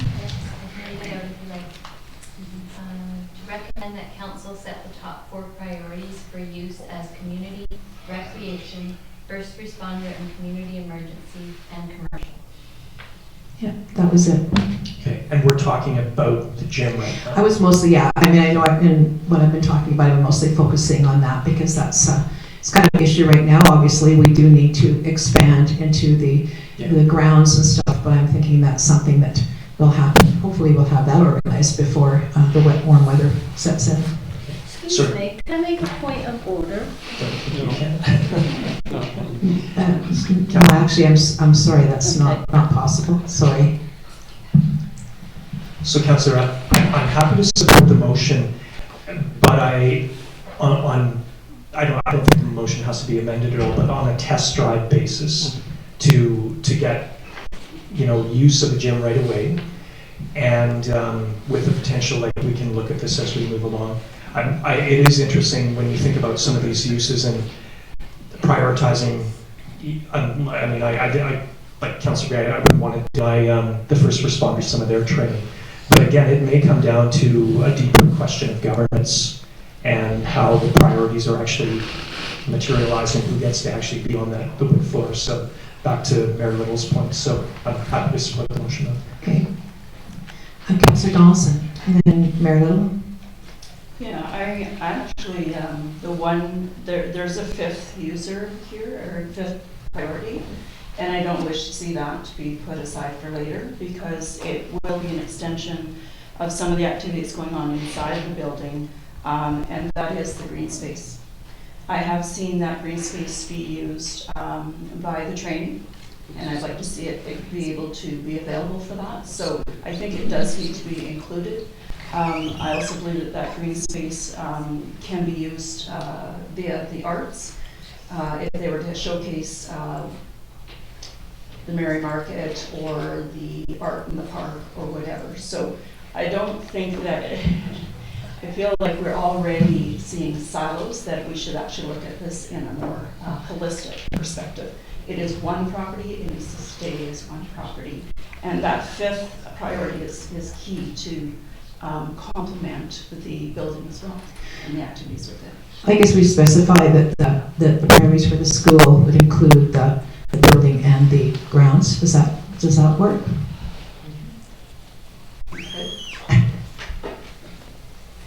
I think Mary Little was next.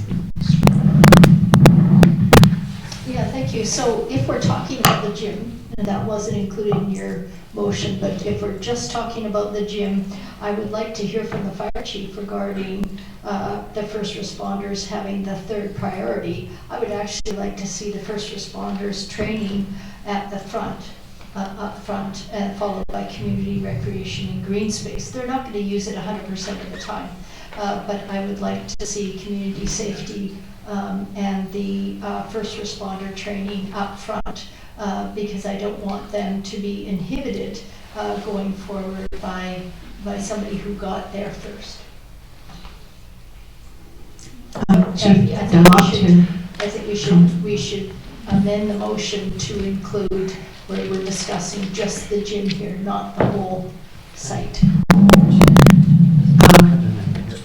Okay, Councillor Gray and then Chief Dunlop. Sorry. Yeah, I'll just offer an amendment to the motion such that what we read already, as pertaining to the gym. So I wanted to be clear, we're talking about the gym here today. This is the one that we've got to get dealt with. So, so the motion as written, with adding as pertaining to the gym. And then I'm going to add also, with appropriate changes in priority in accordance with the volume and timing of rentals with appropriate notice. Do we have a seconder for the amendment? Case moved by Councillor Gray, seconded by Councillor Shukin. Any discussion? Yeah, I'll just speak to it to say that no chance to resolve the question that Mary Lil is raising, which is I think it's an issue of managing it. We lay out our priorities and then let the staff go at it, and then we get a test drive. We see where it's at. If it turns out that that's not working for the fire department, or not working for the sports, we'll hear about it, and we can make some adjustments. Anyone else wish to speak on the amendment? That Councillor. I just have one comment with that. All along, we've kind of been the tail's kind of wagging the dog. We're chasing. We get things out of the gate, and we haven't thought it through. We only have 2 weeks left of this year for a commitment for our staff. So to be cognizant of time and what they're able to manage, because then we start shutting things down for the holidays, and then bam, we're right into January. So to be sensitive as to how this will be managed coming out of the starting date. And I'd like some input from staff on that. Yeah. Thanks. All right.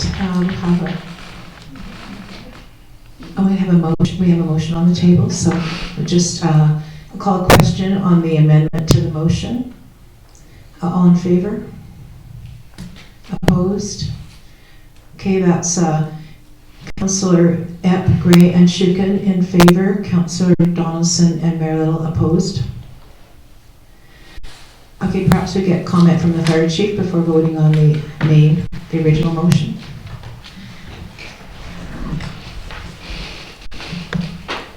Thank you very much. In relation to the use of the gym, is that kind of what we're looking for? Yes. Right. I think that we can work within the schedule of however it comes down. Truly appreciate the fact that you feel the priority for the responder training. I too think it's very important. However, I also think collaboration and coordination with all the community events and organizations here is imperative. Most of the time we do any training, it is booked well in advance, so we will be able to book that. On the odd times where we're doing like medical simulations or something, if the space is not being used, then we might access it at that point in time. I don't foresee this being a huge roadblock, and certainly could coordinate. The only concern or caveat to that would be is if we, if there was a conflict, say we booked something, months in advance, and there was a conflict we had to cancel. That would probably be a little bit of a hiccup for us.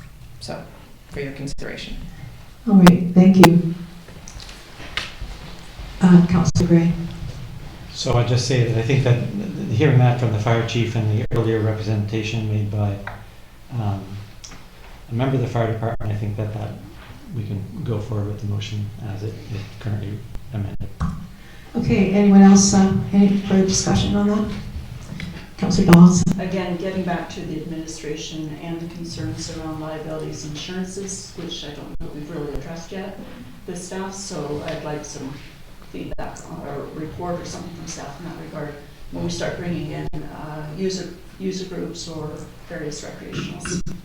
Okay, maybe after this motion, we can get a little more comment from the CEO. All right, so on the amended motion, all in favor?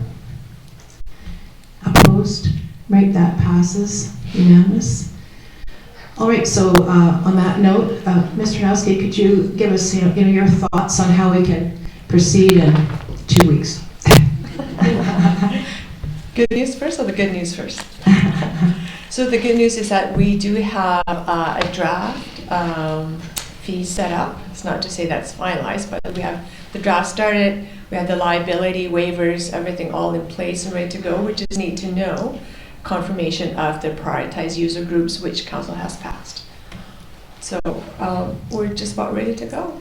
I just need the word to say what's the priority of the use of the space. Right, and so there's going to be, you have like a fee, I know we have talked about this in the past, about the fee schedule and how that'll work for the different levels of users, whether they're nonprofit or commercial or whatever. So I know that is in place. And so do you think that we have enough that at least we can do a tentative, start in the new year, given of course that everything is all finished? We definitely can. If I can also ask a question, if the committee wishes to direct staff to seek input and feedback from the Metchosin residents, if those priorities are something that they can support, or just to get feedback from the residents. So it's just a question for the committee, if you would like to pass on. Yeah, I think I see heads nodding. That'd be useful for council, I think, to let staff receive some of that input. Or not. Do we need a motion? Do we need a motion, or we can do that by consent? Would you like a motion? Or? Yes, please, on the motion.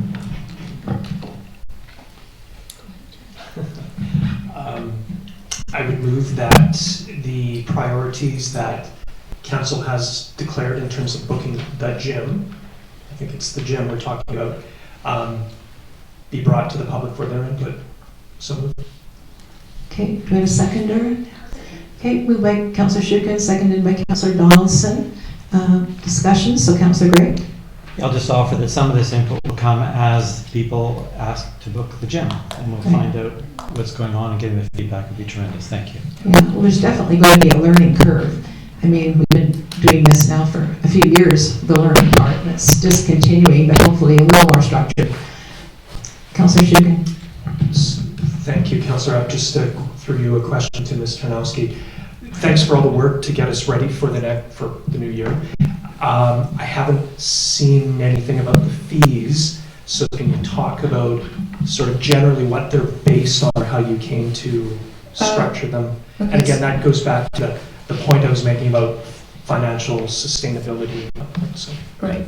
So the fees did come before council, I want to say August, something like that. So my timing, recollection of timing may be off, but it definitely has come in front of council as the first draft, at which time we discussed a little bit about the how-tos and the prioritizing as to no different than what we discussed earlier. So if somebody wants to bump a booking that's really in place, how does that go about? However, with today's motion of setting the priorities, I'll definitely make that process a lot clearer to not just council staff, but the community as well. So we still have to work on refining the details. However, we have a little bit more clear direction now going forward. Great. Councillor Donaldson. Through the chair to Ms. Tarnowski, would you be able to have this complete draft together for us so we can look at it for the council meeting on Monday night and vote on it then? That's our last meeting before we break for the holidays, I believe. No, actually, we have a committee. We have committees, but it has to go out to council. Right. We could get it for the committee on the 11th, because to get it ready for Monday's meeting, the package has to go out, has to be generated right now. for it to go up tomorrow for Monday's meeting. Yeah, So and then it could goes we to council after the committee meeting, correct? So that's, again, into January.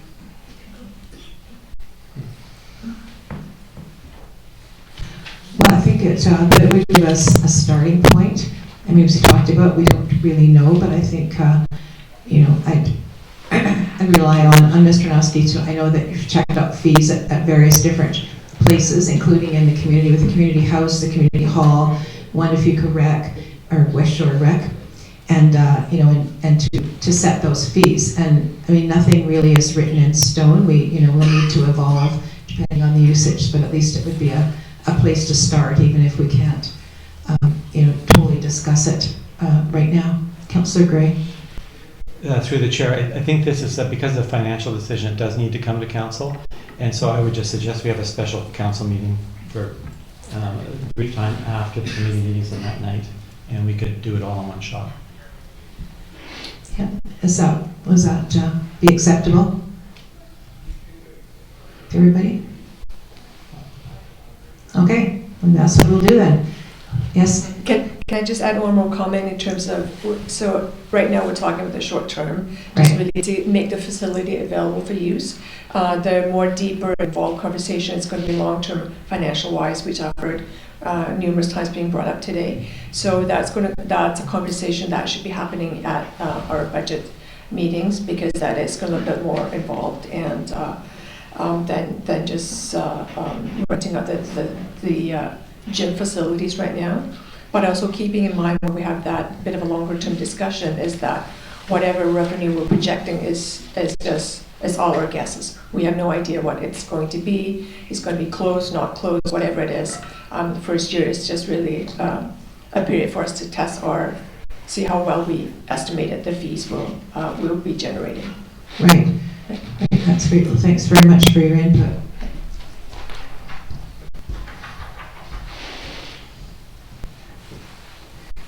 So I think, could we get back to to our visioning workshop here?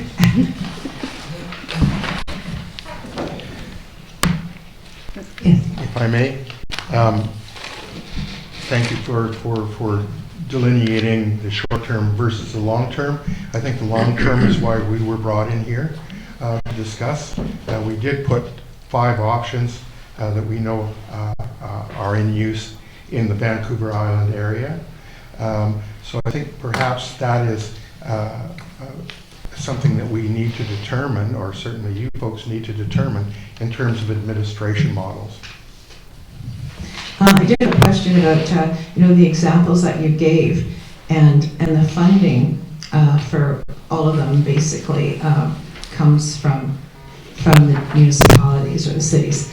And I just wondered if you had any idea of how much funding that say Cowichan or Port Hardy or whatever actually putting into their facilities every year. If it's a lot amount, like that's one thing we've been concerned about is we're a small, very financially tight municipality, and so unlike some of the larger ones, or maybe some that have more economic benefit, it would be interesting to know what kind of money they're putting out each year for these facilities. I actually phoned everybody on that list to ask about just the particulars I have. We certainly can get those figures off to you, I believe, before very long. But I think a lot of this flows from the administrative model. So if, for example, it's an in-house model, you can take a look at the budget. You can say you can make projected revenues from the facility.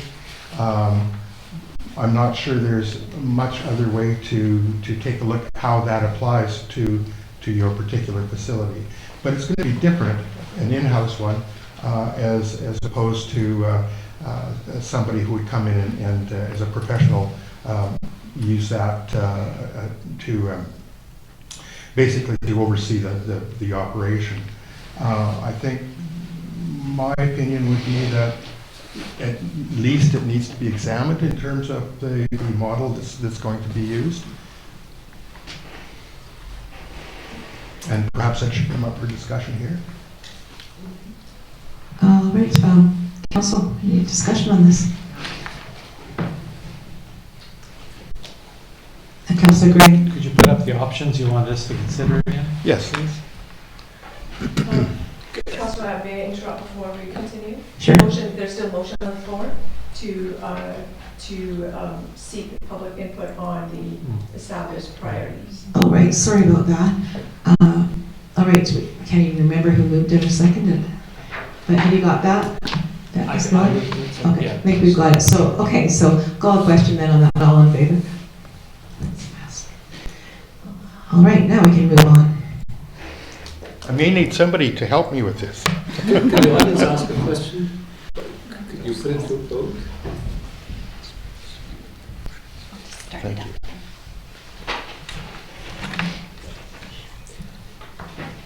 May I ask a question of context? You know, I don't think so. We'll I think there will be a time after the meeting. It's just to understand what you're saying. You see, you own two other properties, Metchosin House and Metchosin Community Hall, and I'm just wondering what the model is there, because why isn't it just an extension of that? But you know, this is just to understand, because we're listening, but we don't understand why you're creating a new model when you already have two or three. Building. Yes. Well, I didn't know anything, Very different buildings, very different facilities between the house and the school. So, short answer. The models are up on the screen right now. These are the models that we looked at on Vancouver Island, which seems very applicable in terms of regionality.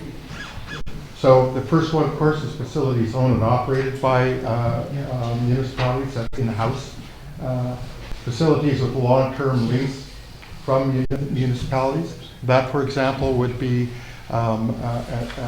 Parksville, who oversees the general management under a lease basis. Outsourced professional management, I believe there's some experience with this building with an outsourced management. Long-term lease to arts and culture organization.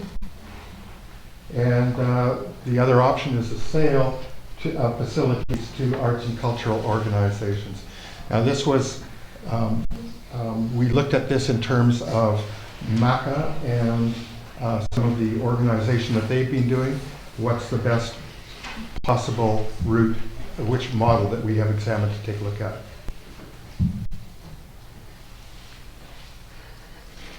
Councillor Gray. So maybe I'll just take a run at the list here, starting at the bottom. We have no intention of selling facilities, so number 5 can disappear.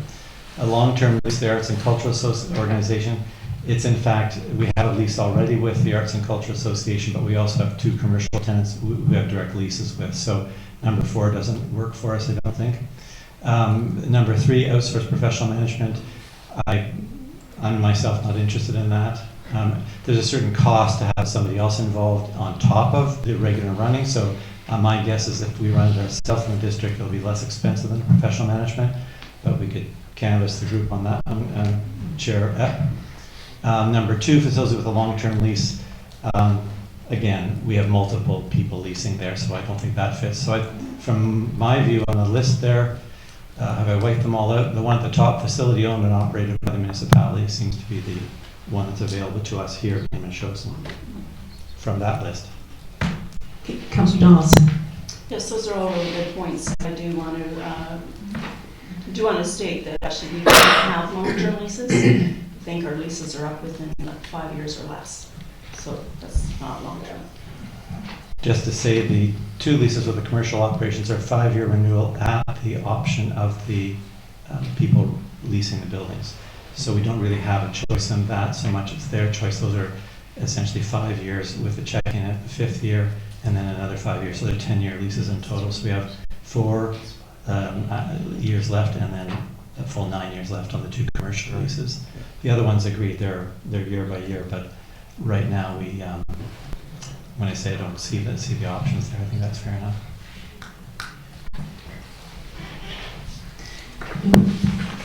Councillor, who was next? Councillor Donaldson.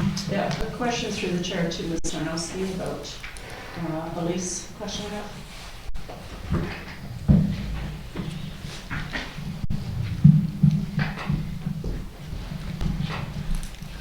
Point of clarity, Ms. Tarnowski, the lease, there's 2 leases, I believe, that are teacups. Is that correct? No, only one. Just one? And Correct. what is the timeline on that for renewal? So the one non-teacup one is just 5 years. Mhm. And the teacup one, I believe, is, I hate to give the number because I'm not, 3 years, I believe is what it is. We do 3 have, years with one renewal. Yeah. Can we clarify what a teacup Here's in is? the back. Temporary use permit. Thank you. Councillor Shukin.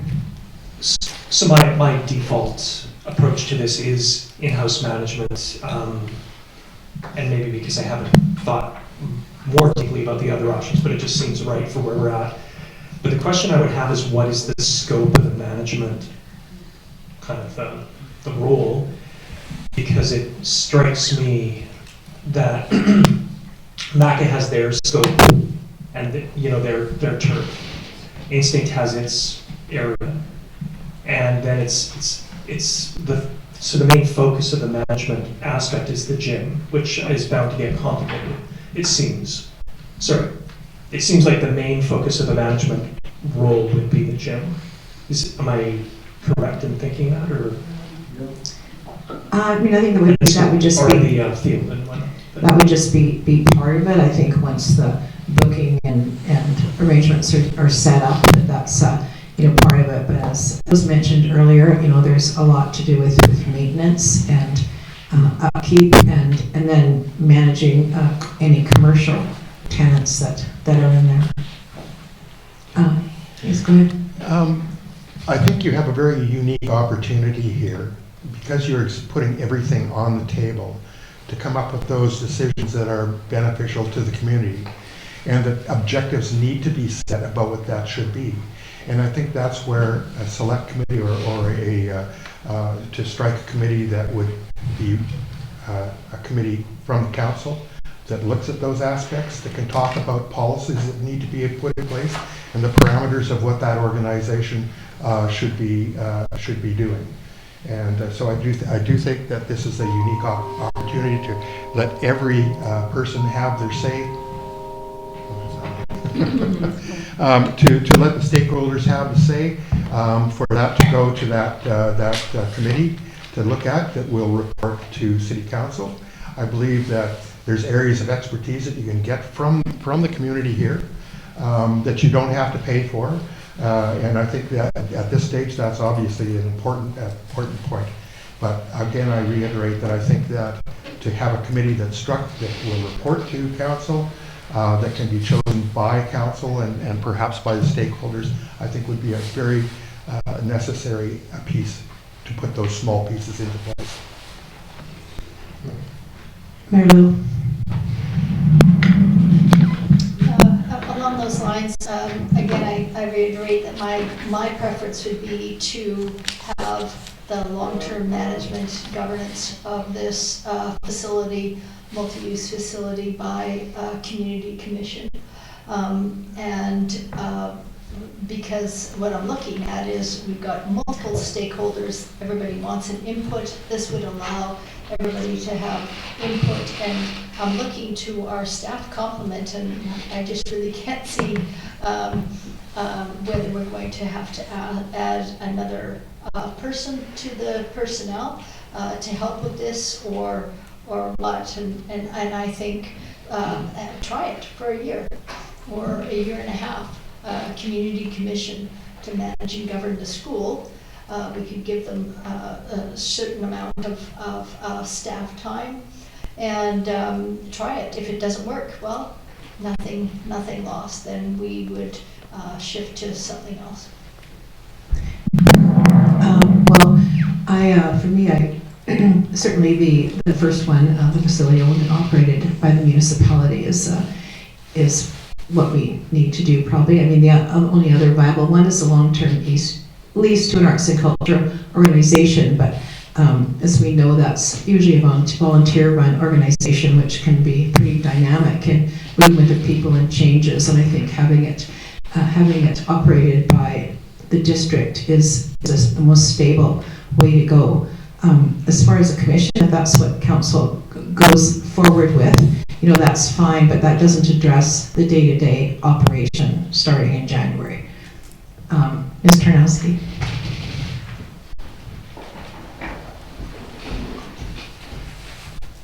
So at the staff level, we have been giving a lot of thoughts to just that, the day-to-day operations, and I'll bring forward a report on that, all the options and that we have considered, and to see council's feedback on that. So okay, that'd be great. Yeah. I think that's something that we can deal with in January. Councillor Gray.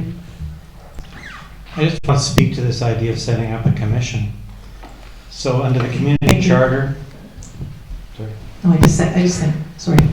Under the community charter, we can have advisory select committees, and we can have something called standing committees, and we can have municipal commissions. Commissions aren't involved in oversight, though. Commissions have a job to do, and their job would be to operate the services. So they'd be, if one was to do that, you would be handing over operations of the school, all the maintenance and everything to a distinct group. A commission can also undertake operation and enforcement in relation to the council's exercise of its authority to regulate, prohibit, and impose requirements. And a commission can manage the property and the license is held by the municipality. So setting up a commission would mean, I expect, handing over the entire operation, including the leases and everything else, to somebody else other than the District of Metchosin, and they would work at arm's length from us. My view is it sounds like a hellishly complex thing to do in a small little community like Metchosin. We already have elected a governance body to take care of this kind of thing, and I guess what comes to mind is keep it simple. I guess I don't want to add the last S there. We have a volunteer workforce who've done just hold our community together, basically. We removed money from the budget last year that was supporting our volunteer groups. Now to come up and say, okay, but now we'd like to get a bunch of volunteers to run and operate the school. Well, there are people operating it right now, but what I take from sitting on a commission is handing them a much bigger job. And as someone's already mentioned, we're having some difficulty replacing volunteers who are working. So I just can't see putting a load on volunteers to run, operate, manage, govern, all of that. When we're sitting here, we've got staff here. If we want to do this properly, we have to invest a little bit of money. I don't see any reduction in money, by the way, setting up a commission. It's going to be the same or a little bit more than our staff doing it. I recognize Councillor Schuken's point that this means more money for staff. The idea of having staff run it, that's just the cost of doing business. And this means something to our community. I don't think adding tax dollars to make this happen is a particularly problematic decision, at least from my perspective.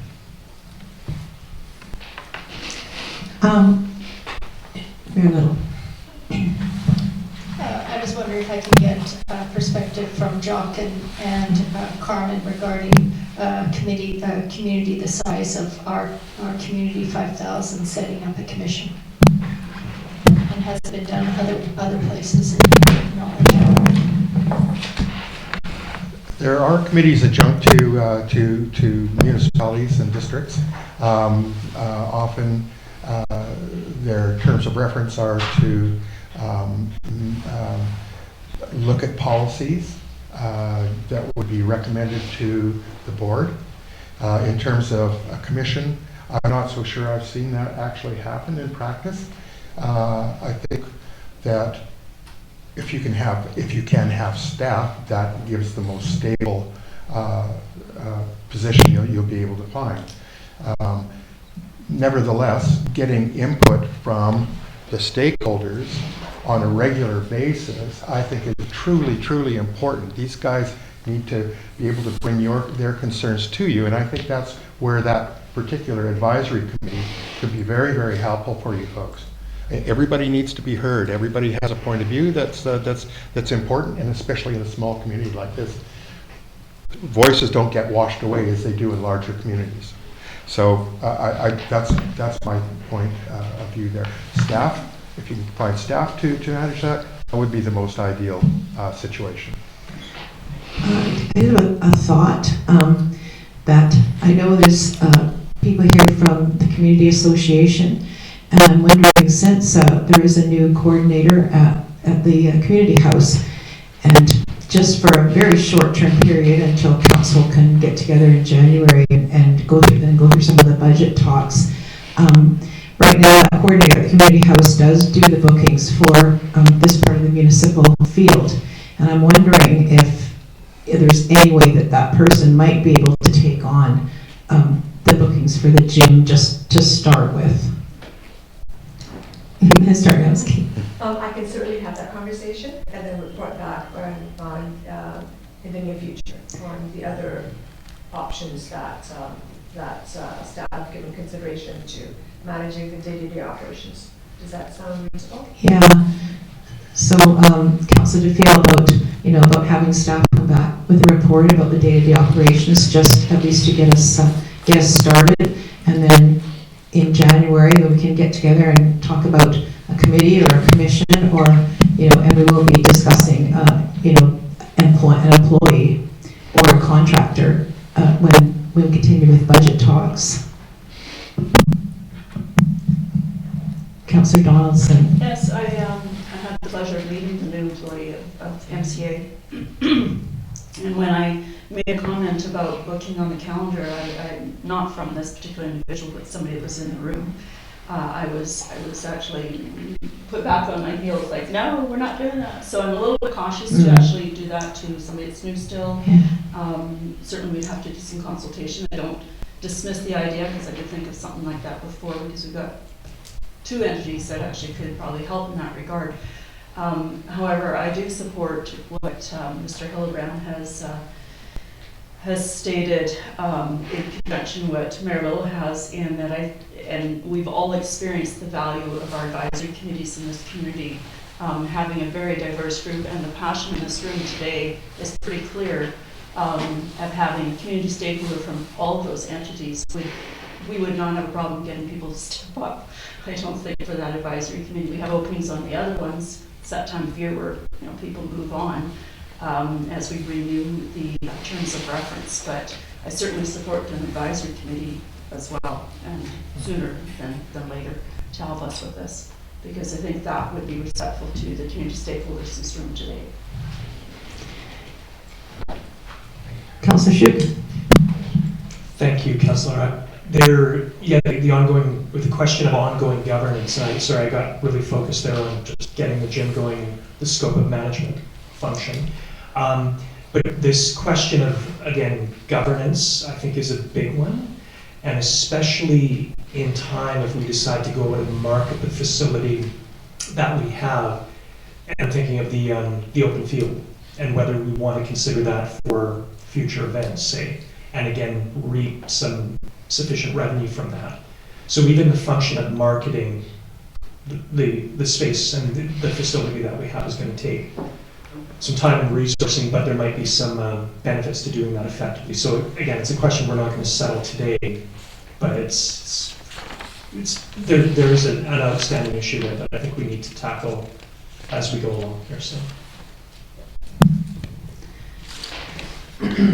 Right, any more comments? So just move it back to you, Mr. Hildebrand. Thank you. We did put recommendations that we have essentially community circle group, and that everybody can have input that would go back in a report to council. It does. I think that the one group we've spoken with a number of the stakeholders here already this morning, who we haven't spoken to, is MACA. I would like to very much to include their viewpoint, and perhaps we could Zoom them and just get an understanding of where they are.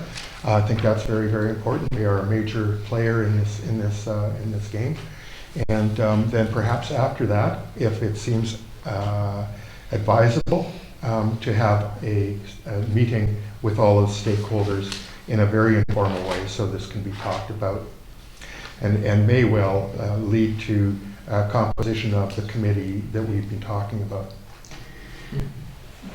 Well, I think we already did, I mean, yes, we can do that in the new year, but as Mr. Nowski mentioned, that she is going to be, available to take some feedback from stakeholders and people who are here today. I don't know if you have anything else that you had in mind for us to be discussing, or anyone else does, if we should get on with that before we ask for more public input today. We were asked to especially take a look at the models of administration, and that was our particular focus. Since we've been here, we realized that there's a few more stakeholders than we sort of understood to be. But I think that pretty much our recommendations would stand. Of course, it's up to you folks to do it. Any independent, I think it's very necessary to have somebody independent to lead that kind of discussion, not necessarily us. There may be independent people from the community who can do that, but that would be our recommendation. Mayor Little. Yeah, I like the idea of a circle dialogue with the different stakeholders. We can advertise more broadly. There may be other groups out there that are interested in having their voice heard. So I like the idea of a workshop, informal, a circle dialogue with all the different stakeholders. It'd be great if we could get some kind of consensus at the table here to talk about our vision.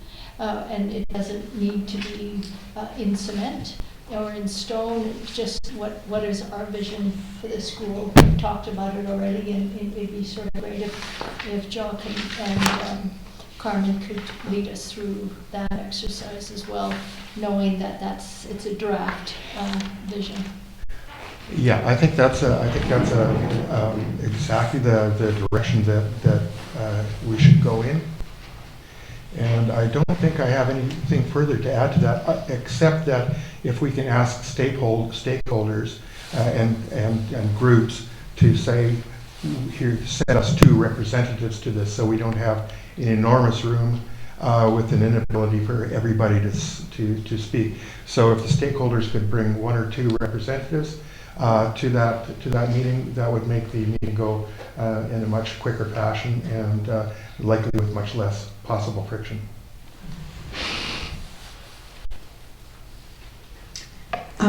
Councillor Gray. Yeah, so should we turn to the vision question?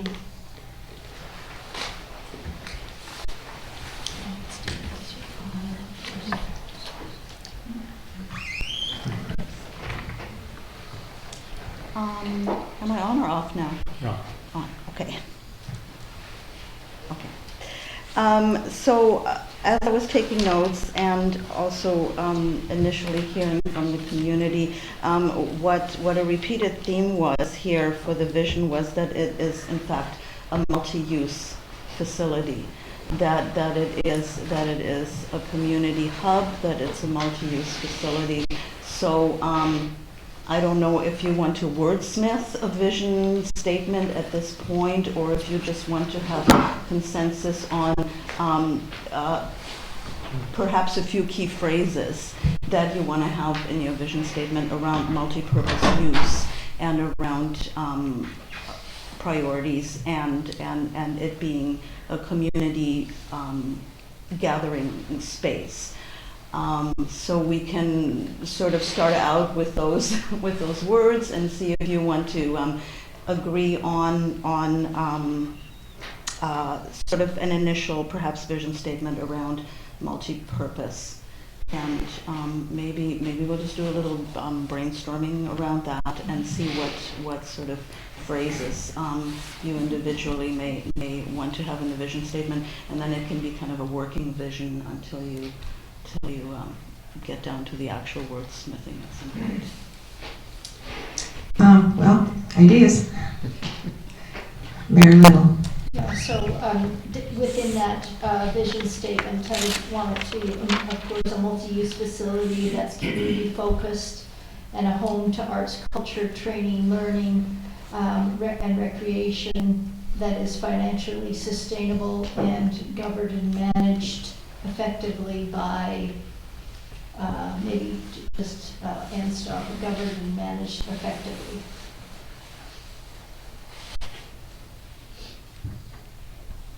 Bravo.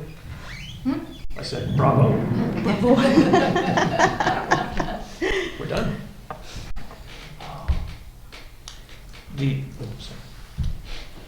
Go ahead. No, thank you very much. That sounds like a very solid vision statement. The one thing I'm trying to think about how to tack on to the end is govern. It's not so much locally, but it's community-based governance or stakeholder-based governance is something to hone that in a little bit. So, but yeah, I'd have to take a look at the words on paper. But thanks. Is somebody back there typing fast enough to get that? Because Yes. yeah, okay. Yeah. So because we're doing it a little bit blind, so then we can add to it, and there's an ability for somebody to sort of read it back at the end and capture that. Okay. I very often use a flip chart, and this happened really fast. So, okay, I'll just let you continue the discussion to see if you want to tag anything else onto that. Well, I'm not sure about the financially sustainable part of it because I don't know if that's possible. But anyway, we can see about that. I think it should be, a gathering place for the community that promotes mental health and wellness for the community in activities and other plans. I can't think of the right wording, but that would sustain us in this community.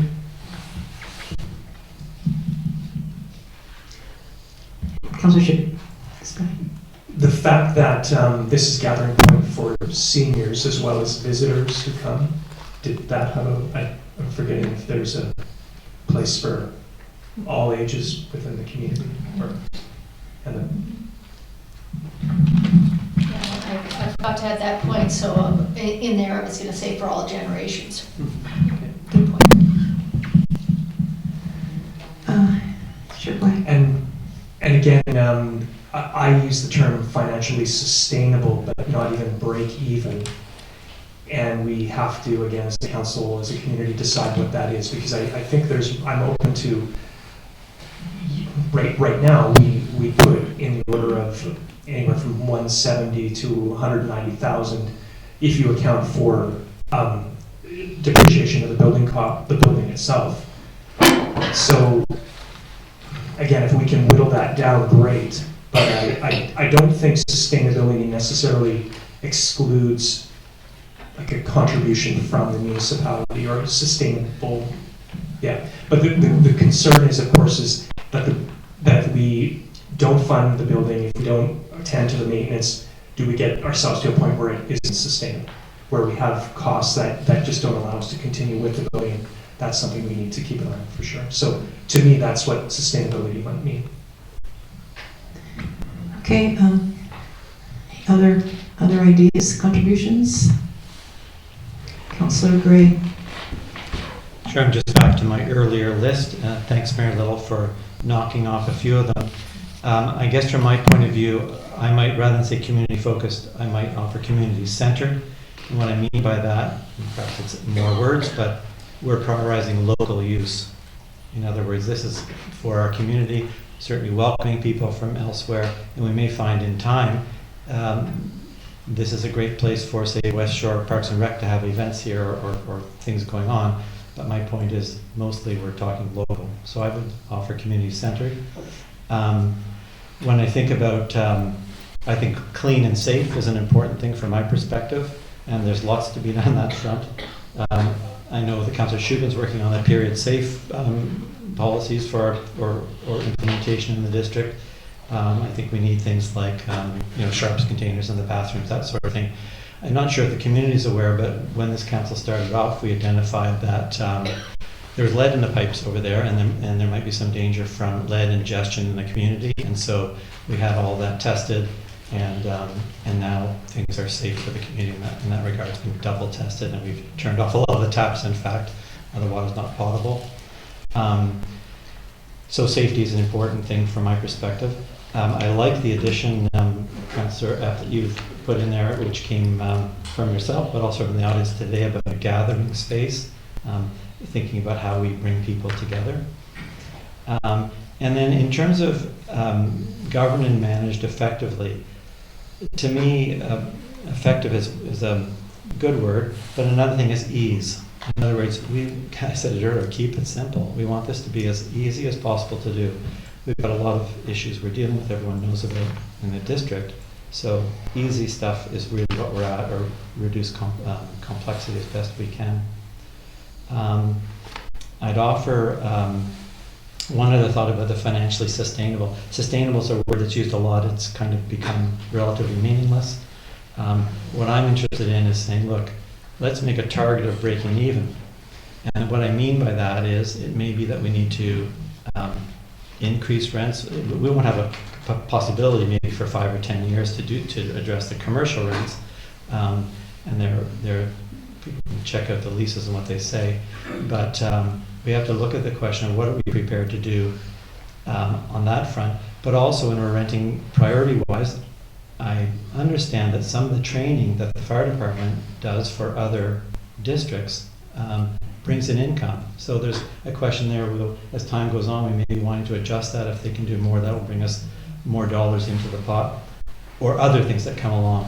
So I think we need to be thinking more about setting a target that helps us know what the rents should be.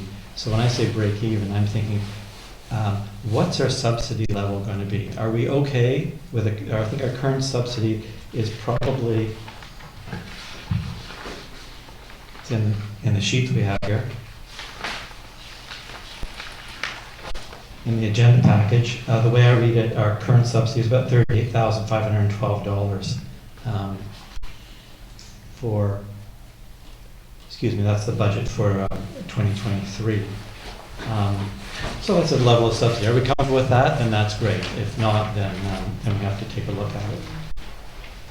I'll also point out well, maybe that's enough for now. Well, how about we just create about 10 words or so, or 10 short phrases, and then get some kind of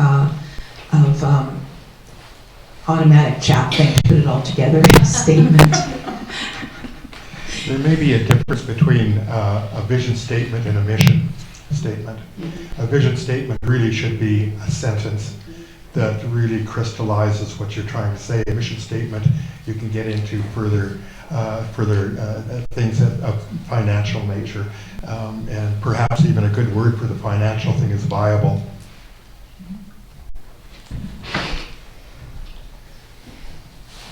So we need a sentence now.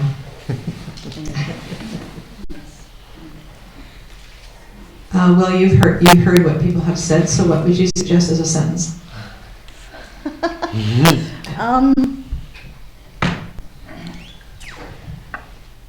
Well, I think you do want some of those sort of critical phrases in there about accessibility and things like that. So it should be as short and succinct as possible.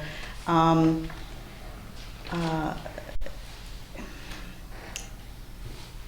think maybe, I actually do like the idea of let's have words in there that we figure are important should be in there, and then the wordsmithing. I mean, I'm even happy to sleep on that one and send you a statement later on. But if you want to agree on the key words that would describe the vision, and again, a vision generally being aspirational versus operational. So I do like a lot of the things that we did. Can we maybe have it slowly read back and just pick out the words that you feel are critical to have in a vision statement? I'm not sure. Are you able to decipher any of that and read it back? some of it back, which, If I could make a suggestion, perhaps we could receive that and make several suggestions in terms of a vision statement for you folks to take a look at and then work with or accept. I like that idea. yeah, I think you probably heard enough to know what we're thinking. So, all right, so there's our, hopefully we'll have a vision statement coming up. So what would you suggest we move on to next? I think that I would, if it's all right, I would like to hear more from the community. I think that we've covered the bases we need to. Would everybody agree with that on council here? Sure, Councillor Gray. Not quite yet. Okay. I wonder if we could just talk about the finances for a moment. Well, I think we could have our CFO come up and we talk about the numbers that are in here. So I'll just say that I'm not interested in in-depth discussion of the numbers. I thought we could just hear more or less the bottom line, and then we can just kick that around briefly. But I don't think we have to go into it in depth because we will be covering the budget. Just to be fair to the community who are here, who haven't necessarily seen these materials before a while.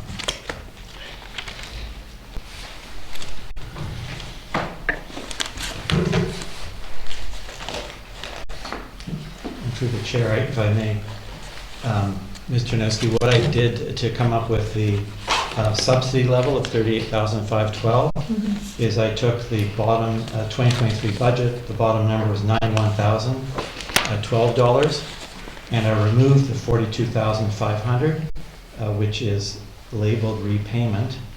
I see that actually as money that isn't going to the school, it's going to another purpose. So it's really not part of a school budget. It's simply a commitment that people made to spend the money on to put in our reserve for future use. So the actual subsidy of the operations versus the income would appear to me to be $91,000 minus the $42,500.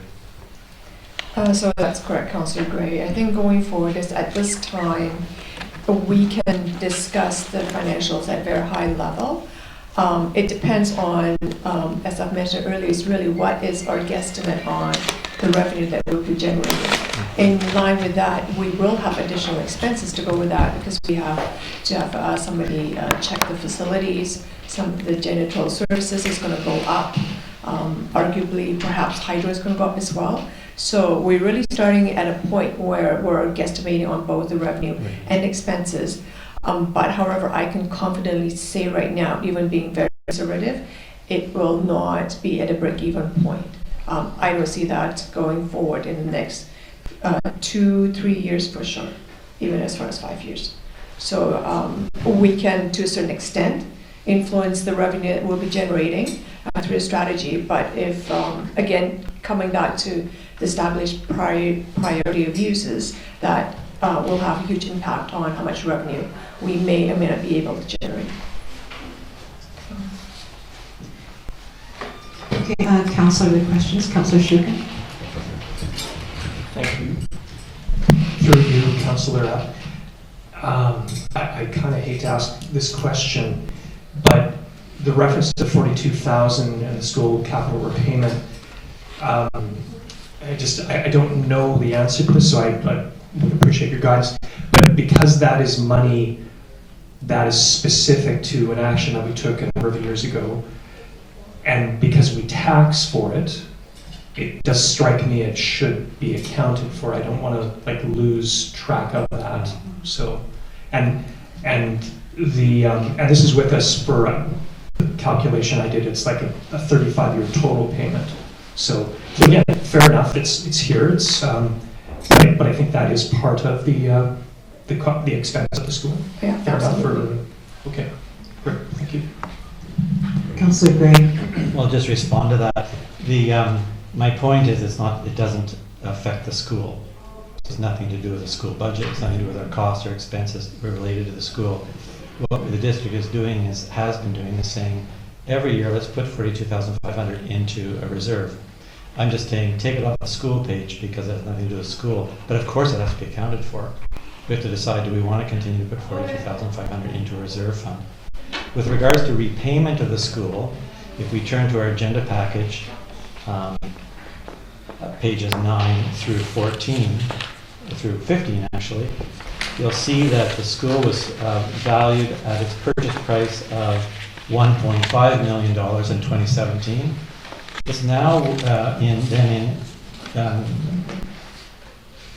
2022, I guess, it was valued at $2.79 million. So in fact, we've already made $1.29 million on the school. So the idea of having to repay, you don't have to pay the 1.29, we've already achieved that.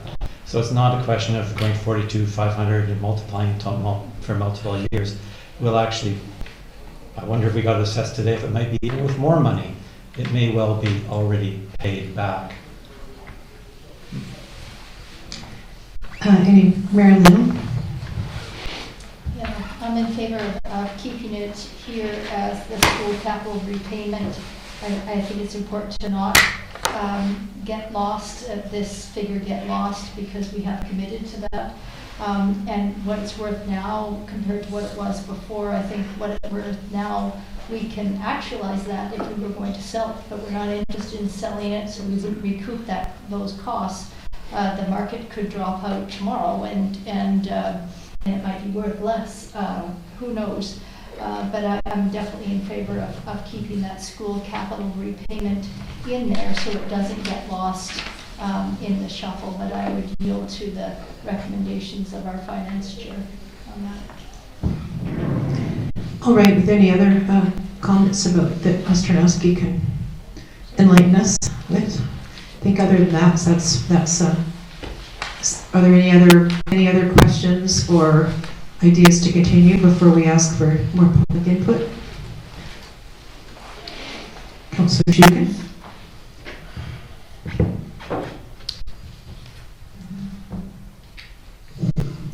So apologies for asking this question. I just, maybe I should be aware of this, but the leasing agent fee, we're still paying a leasing agent. I think Mr. Tarnowski can enlighten us on that one. And thanks for that. I know some of these questions are maybe dealt with more specifically in the budget meeting, but I just had to get clarity on this. So this clip of the budget and actuals was taken prior to our first budget meeting on 21st. So now the amount is still in the school budget, but it has been reallocated contracted maintenance, so that could cover janitorial, additional janitorial, or whatever else that's expenses that's associated with operations of the school. So the amount is still there, but it's just not in the line item that's referred to as leasing agent's fee. All right, Councillor Schuster. Sorry, just for clarity though, we're not paying a leasing agent then? No, okay, that's correct. Thank you so much. Yes. Okay. Thank you. All right, do we have anyone out there that would like to speak? Diana Smith. I think this was advertised as a strategic visioning workshop. It's not been a workshop. It's not been visioning at the beginning. I mean, you had an engaged full house of people who had tons of ideas, and then for the most part of this meeting, we've been sitting like bumps on a log, listening to a council meeting, right? And with all due respect to the facilitators, the first thing you almost did was come up with recommendations of what you should be doing, of management, without talking to us, which is what, to me, that's the cart before the horse. You did make several times you've asked for stakeholders to have a word. I did notice that. But we need to have management is part of a strategic plan. And if it was going to be like a council meeting, we could be excused. We came here to participate in a workshop. You had facilitators, they're not to facilitate the council discussion, in my opinion. You're to facilitate a community discussion. Here we all are. Well, half the people have left, exhausted. The rest of us, you're like me, you're exhausted. From just listening to, trying to come up with wording on the fly. You don't, that's not a way, I mean, I don't want to sit and, that's not an efficient way of coming up with really important wording. I understand if you have a short-term necessity to rent the gym, that's a business thing, and everybody would support that as long as it's, got limitations and parameters. The long-term vision should not be done on the fly, quickly here. There should be, as you suggested, first of all, you interview everybody, stakeholders, then you gather together and have a visionary workshop, which I thought this was, and then you write a report with recommendations in that order. So that's what I was going to say. Thank you. Well, thank you, Diana. I'm going to follow along with that theme. On vision. My vision, express our visions, is one of self-sufficiency through sponsorship, actually, and looking at the private sector for sponsorship. And also, that would be, self-sufficiency is not only financial, well, sponsorship would obviously add that financial self-sufficiency in the longer term, immediate and longer term. Involving the private sector for support. My idea is actually to involve an energy solution and to incorporate solar energy. I don't know if you've seen vertical access windmills, wind generators, for example, that are on roofs in Los Angeles, and the roofs are covered with solar panels. Sponsorship for something like that would provide an energy alternative, but also it would be a model. So my vision of the center is to model something. I don't care what the past, I really don't actually, how we got here, but we're here. Yeah. And also the purpose for what people have articulated is wonderful. But having a sponsorship, having somebody come along and help us with that, I think would be hugely helpful, because it solves some of the financial targets that you would wish to meet as a municipality. It also doesn't change the operational structure of looking for a solution to manage it. It augments it, actually. It actually gives you a lot more freedom, in that the council doesn't have to keep coming up with money, because they've got an energy solution company that is taking care of some of the management of the facility in maintaining it. The other thing, and this is really out there, but this is a strata title idea. And along with the sponsorship, strata titling is that you set the parameters for the strata title, and this involves private sector again, that you in effect sell off parts of the commercial aspect of it, so that what you're left with is a public aspect. So if you sell off, strata title it, you set the terms. Strata titlers, people have to get together, they have to meet as a group, and they have to set the terms for their ownership, and they have strict parameters for what they can do and what they can't do. So looking at the self-sufficiency as an environmental solution, and looking at a strata title model, I'm just using that as a term. There's probably others, where you've got the complete public control, but you've got your commercial interests that are engaged in other aspects of it, and that may be, more commercially supporting an art gallery or markets or whatever that happens to be in the use of the gym. So thank you for that. Thank you. Hi, Carol Voigt. I have 3 points that I just wanted to make. In the beginning of this workshop, I noticed that we were very arts and culture facility focused, and I find that a real misnomer. When you look at the old school site, which is what I would prefer to call it, it is 4.7 acres, is that correct? Somewhere under 5 acres? MACA is arts and culture, and they have 46% of the building space, but it represents 7% of the entire school property. So I am really glad to see the shift in nomenclature for us to start calling this a multi-use facility. It's not an arts and culture facility. That has been its current use, but I have a vision for much bigger use and much more broad views. So, yay, congratulations for changing that nomenclature and terminology. I appreciate that. The second point that I'd like to make is in my past life, I was a visual artist. I ran art shows twice a year in Calgary, Alberta. They were big, they were well run, they were beautifully attended. I rented community halls. So I have huge experience renting community halls. I dealt with community managers that were sometimes volunteers, sometimes someone's kid, sometimes a paid member. It was a nightmare. I can promise you, you do not want a volunteer and you do not want a group of volunteers running this facility. You need a paid person, you need a district employee who is accountable and who is responsible. It will be a nightmare if you don't go that route. And my last point, I guess you all know that Metchosin Pickleball Club is anxious to get into the gym. We want to get in there, we want to use the gym. We're happy to pay your fees. We're happy to bring our own equipment. We're happy to keep it clean and tidy. We will leave it in the same condition we found it.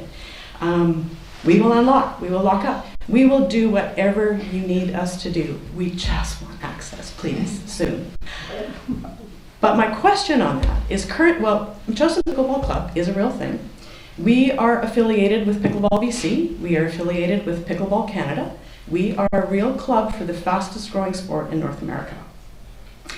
We are not yet a not-for-profit society, but we could become one, pretty much with $100 and a stroke of a pen. So my question to you is, I know that MACA is a non-for-profit society, and they have what you call a zero-budget financial position. If we become a not-for-profit society, if any other sport groups become a not-for-profit society, would you afford us that same financial benefit? So there's some food for thought. Thank you. Thank you. Thank you for this opportunity of coming forward again. I've shared with you a vision from myself of what I see could be a very nice and important unit for this facility. And now I want to share something that I have as a vision for the whole facility, which I think, since we have a chosen community house and the Metchosin Community Hall, this could be the Metchosin Community Hub. So I just propose that to you. But the vision that I have comes from this discussion that I was listening to about what a vision statement is and a strategic statement is. And I think that we all need to have a guiding star, something that we can measure against. And the word is community. But that community needs to be open, accessible, with equity. And this is my personal prejudice, but the more people that are open for the facility, the better it is. So I'm all for preschool, but to have 25 privileged, under-accessible families a year, is not the same as having the senior center. It's just not. And so, with respect to the first responders, which I think is really important, I'd like to think that you're not there training people from Alberta and Ontario because you're so good, but that you're training us. And we are all actually first responders. When the fires come down because of climate change and our house gets embers on the roof, we're the first responders, right? When our child gets choking, or when the senior gets a heart attack, we are the first responders. So I think that the first responder theme would resonate very well with me if it covered all of us and not people in uniforms. If you said you were only going to be training people in uniforms, I would be less happy to engage with you despite all the work that's gone on in the past, because the future should be about an open community. Thank you. Thank you. And hi, my name is Charlotte Huber. I rent a studio at MACA. And in a few weeks, Steve Gray is coming there for a meeting, and we're going to screen a video in my studio. So I'm very excited to show him. I raised my daughter here in Metchosin for 10 years. She went to Hans Helgeson all of her elementary school years. I volunteered with the Metchosin Emergency Program for a number of years. I've taken all the JIBC courses, so in the event of an earthquake, I'm your communications officer for that. And just through this meeting, hearing a vision statement that one might be presented, I just wanted to propose one that I've written. Create a hub of the community for the community, honoring and supporting the physical and mental well-being growth and enhancement of everyone in Metchosin that honors safety, belonging, and creativity for all. Wow. Can we get a copy of that, please? Because it sounded wonderful. Thank you. You can just copy it off my phone. Are you there? You're operating. Yeah, I spoke earlier as an individual, and now I guess I better let you know that I'm actually from Maca. And I must say that I did learn something really valuable when you defined the word commission. I did not know what commission implied. I thought commission was an equal term to like a committee. And so now I'm totally backing away from the commission thing, which I thought was awesome. I think an advisory committee will be a good idea. What else? Mecca. Well, when Carol mentioned the fact that MAC is working from a zero-based budget and getting subsidized by the district, we've been subsidized by the district for a long time, 14 years, I suppose, basically here and there, off and on, whatever it turned out to be. And then we worked really hard. Is Art? Oh, Art's gone. We worked really hard on coming up with this zero-based budget because we had to figure out a way to let the council and the public know what was going into what we were doing at the facility. We're not just a sports team using the space. We've repaired the walls and the holes and the plumbing and the caulking and the roof, and Chris can talk about that, but it's been a long time, and it's been thousands and tens of thousands, hundreds of thousands of dollars from volunteer time. So when you want to tackle our zero-based budget and try to compare that to a sports team that wants a zero-based budget, there's no comparison. Okay, thanks. Thank you. Sarah, Metchosin Road. I kind of had a couple questions, I guess. One was, sorry, now that I have forgotten not listening to Betty. One was, I guess, like, I'm just not sure how that would work, but if we have somebody from the district kind of running it, but we have maybe a council, because I was thinking about, like, if because of the budget issue or the money issue, can there be fundraising done like we do for the community house, like for the next few years where it's not really making enough money to sustain itself, and like how that might work a little bit.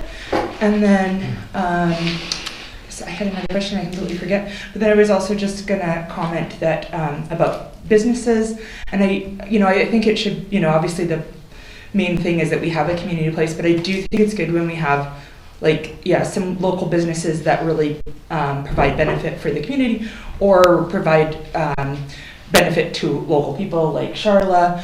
I like it being a place that can bring people together. I think that, the Mile Zero has been such actually a really cool blessing for that. Of course we can go into, in the day we can go over to the cafe or the coffee shop there, and that's great, but it's been really, really nice in the evening to have that place. And I think just to expand about that, now I remember my other question was actually about the village square. So it's sort of been brought up in this, but not really clearly. I remember Shannon did a presentation, and it was quite a while ago, and it just sounded really cool, and I was excited to see. I think Councillor Donaldson was involved in that a little bit, and Just really hoping to see that come to fruition one day, because that also, especially in the summer, creates such a good space where we can sit outside. You know, I think after COVID, we all know we just need more and more community. We need more and more ways to hang out. And I was just gonna comment one more thing about, you know, even the little bit that it is there, sometimes I'll like tell Eric I'm walking to the store to get a loaf of bread and it takes me 2 hours to get back because I like see Betty outside and I end up hanging out there, and I saw them all painting one day and hung out with them, and Betty fed me some macaroni, and it was just, you know, that kind of thing is really nice, and I really appreciate that part of it. It's great. Thanks. Thank you. May I ask a question? And this is in terms of fundraising for local groups. Does MACA have a charitable tax status? We don't have a charitable status. But you're a not-for-profit. We're a non-profit, yeah. Thank you. The only one in the building that does, I think, is the Seniors Association. They do have a charitable status. Hi there. I'll introduce myself, Jane Hammond, Rocky Point Road. I'm just sitting and watching this like with great amazement of how you are managing when certainly some of the expectations were not meeting exactly what was going on, but still I think we're all on a very positive note here. I'm watching it as a jigsaw puzzle and pieces will come together. And this is a little comment that hasn't come up yet. So 30 years ago, West Shore Parks and Recreation, or Wanda Fuca as they were called at that point only, had an outreach component. It was called the Metchosin Recreation Committee, and this was in late '89, around then. It's through their community development aspects. I think that needs to be sort of into your mix as well. They decentralized a lot of programming out to Metchosin, which was very optimal for families particularly. They did run a lot of recreation programs, summertime and that kind of thing too. So I would really support seeing them as a partner in your program. Thank you. Thank you. I think Councillor Donaldson can fill us in as the representative on West Shore Parks and Rec. Thank you for that, Jane. I actually did, I was at a meeting 2 months ago, and that came up about the West Shore Parks and Recreation is as full capacity as they possibly can be on their 100 and some odd acres, and so they are starting to go further afield within the West Shore. As an example, they put in the big lights at Royal Bay Secondary, and so there's some expectation of being able to use that for different things. So while they were flushing this out and knowing that people sort of see us as way out on this limb, almost in no man's land, I asked them to bring it forward again to please consider us, because we do have this gymnasium spot that is available. We do have the field and that sort of stuff. So they were to one of their staff members that I left my card and our interim CEO's contact to be able to sort of work on that sort of thing. So certainly they had shown an interest because they could put programs on here, whether it's yoga or whatever. There's lots of different things. And you know yourself, and I think Betty too, back in the day, we at the community house, we did something for the kids called Mask, which is sort of a spin-off of MISA. And they're still very interested in doing arts for kids too, so that would tie into MACA and the assets we have. So this is sort of full circle. So certainly they are interested in partnering in some aspect, whether it's recreation, arts and culture. So certainly an awesome idea. So thanks for bringing that forward.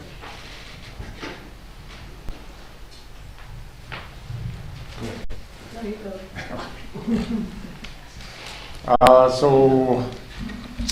I haven't really heard too much concrete today yet. There's talk of a committee. That's a good idea. There's a volunteer committee, not a paid committee, so it would probably be good to keep their obligations to a minimum. Have a committee stand back from the day-to-day operation of the center and just make policy decisions as required, because they will need to be made by someone. But the day-to-day management of the Arts Center is well under control, and like Betty said, we spent hundreds of thousands of dollars in volunteer hours and material on the center since we started, and things are going along pretty smoothly there. And but I haven't heard anything concrete. Somebody said, you know, maybe the person that works at the community hall could coordinate the gym bookings, but to start off gym bookings with a remote coordinator is not going to work. There's going to be too many questions and too many little issues to take care of. So again, I say give Josh from the music studio a chance. He's had education in hospitality. He's familiar with it. He's not a greedy man. He's applied all the sound system and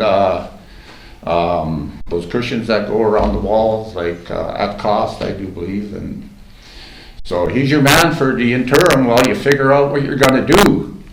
And we can get going on this gym. And like the facilitator said, you know, they brought up 4 municipalities. I think it was Salt Spring, Couch, and Parksville, and Port Hardy. And they're all wholly funded by their respective local governments, right? And so here we are. We want our cake and eat it too. We want an art center, but we don't want to really spend any money on it. You know, we hope to break even. So that's good. We're in a unique position where we have an income to support the onus on local governments, which is to support arts and culture. And the arts and culture can be part of the gym too, as I'm sure it will be. Thank you. Thank you. Can I speak twice? Oh, I guess so.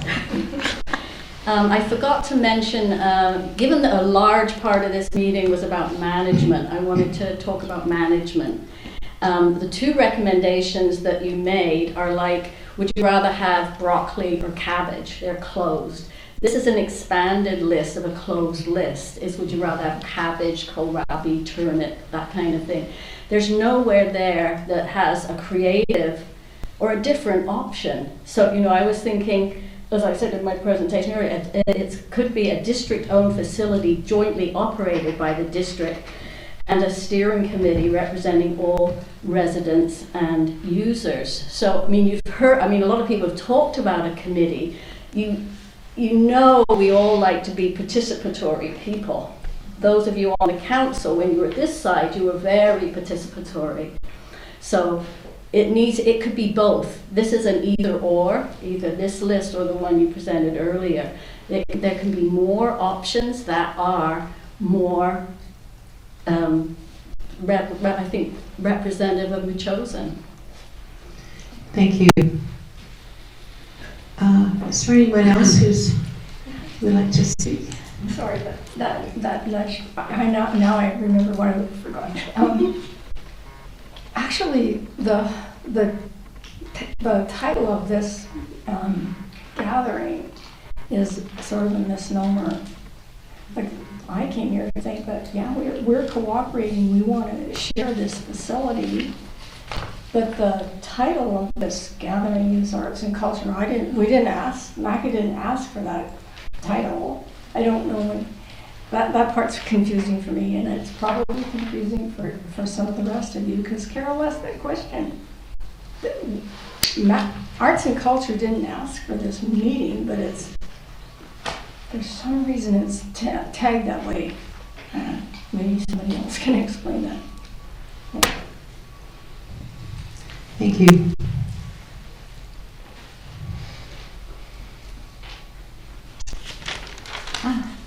Burgess, Duke Road. Okay, I'm kind of a practical person. Some people who know me around the building know that I can either put up drywall and paint and do all sorts of things. Somehow we turned the principal's office into a coffee shop. My practical comment for you. Who owns the school? I think the municipality owns the school. So at the moment, we're sort of hung up on scheduling that part of the school is about to be finished. The gymnasium, right? in my opinion, the district has a beautiful website, well, a reasonable website. But it has a website. The website can be revised fairly easily, I think. I don't know if it takes professional outside help to do that.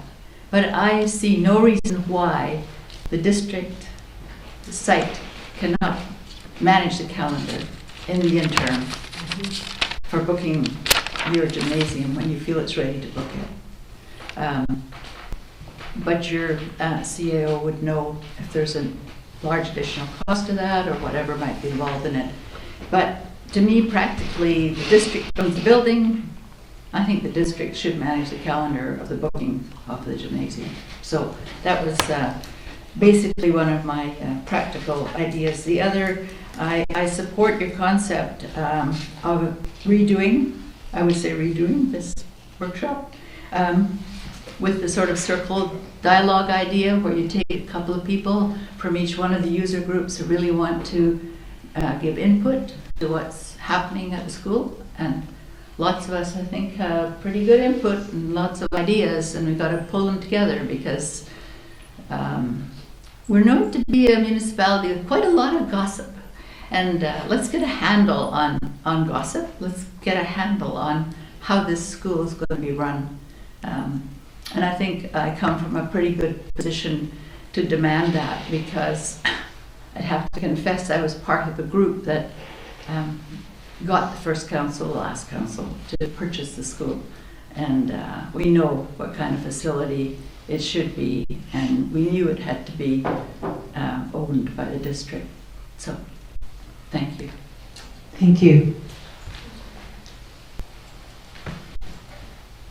All right, well, unless there's anyone else who would like to speak, I think, I'm sorry that some of you are disappointed in the way this was set up today. However, we just really wanted to get started. I think we've heard a lot of input, despite not having, the kind of open workshop idea. We've definitely heard from a lot of you about your ideas and thoughts on the school, and that's all been really valuable, and gives us a good place to start. It's unfortunate we're starting, kind of years late, but this is at least is a start now.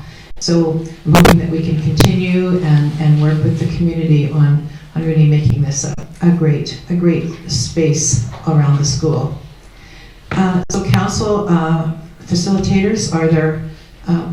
So what's next as far as your role? I'll let Carmen talk about that, because she is the expert at facilitating those kinds of meetings with different groups. I would like to say that this circle would not just be about hearing your voice, which of course is essential, but I know that a lot of really great creative solutions can come out when you get a bunch of creative people sitting around talking and figuring out new approaches and new methods. So to this lovely lady here, who I think that this can be a very creative part. I think that we can help facilitate that kind of creativity, looking at the problems that may present themselves, getting a group of people who are very creative to come up with some of the solutions that perhaps we're not envisioning now. Did you want to say something? So I have two almost opposing sides to me. One is very detail-oriented and one is very circle process organic. So I just wanted to recap. A couple of motions were passed today that I think everybody was comfortable with. You do have kind of a short-term solution to at least get some bookings for the gym started. That's good. We can help you in the next few weeks or so come up with perhaps a tentative vision statement, although perhaps a permanent one should wait until there's been more community consultation. So we have made a little bit of headway, I think, hopefully, in terms of at least how you can move forward into January and early next year. As far as next steps, if more community consultation is something that you would like us to do, we're certainly open to that, and perhaps we could do that by liaising with staff via email in the next little bit to see logistically what that would look like, and what format and what an agenda would encompass and so on, if that makes sense to council. All right. Thank you. Council, do you wish to weigh in on the next steps, which is on the agenda here? Or do you feel we've kind of done that? We're going to be discussing, going to add a special council meeting to go further with that. Anything else? Otherwise, I'll just we'll just have receipt of the pinks for tonight from letters from Morgan Yates, Carol Voigt, and Darrell Pyle. Councillor Gray. Yeah, maybe I just want to mention that I'm not overly pleased with the meeting that we've had today. I share the concerns that we heard from some of the people in the public participation, kind of lack of focus, recommendations tabled before not even in the agenda package. And I felt sort of off guard for the whole meeting, trying to figure out where are we going. And that's not a reference at all of your position in chair, but just rather, I think we need to be clear in future about what we're gathering for. And certainly got a lot of good ideas here, but I don't see sort of a level of conflict requiring something like a circle. I see that we're here, we're talking, we're getting things done, we've got some meetings coming up. The idea of an advisory committee would, if that's the direction, then a circle wouldn't be needed if we're going to do something else. So I'm happy leaving it as we are today and picking the threads up in our next meetings. Thank you. All right, anyone else have any comments before we close? All right, with that, I'll take a motion to adjourn. So moved. Moved by Councillor Gray, seconded by Councillor Shukin. All in favor? Thanks everybody for coming and sitting through this. We really appreciate your attendance.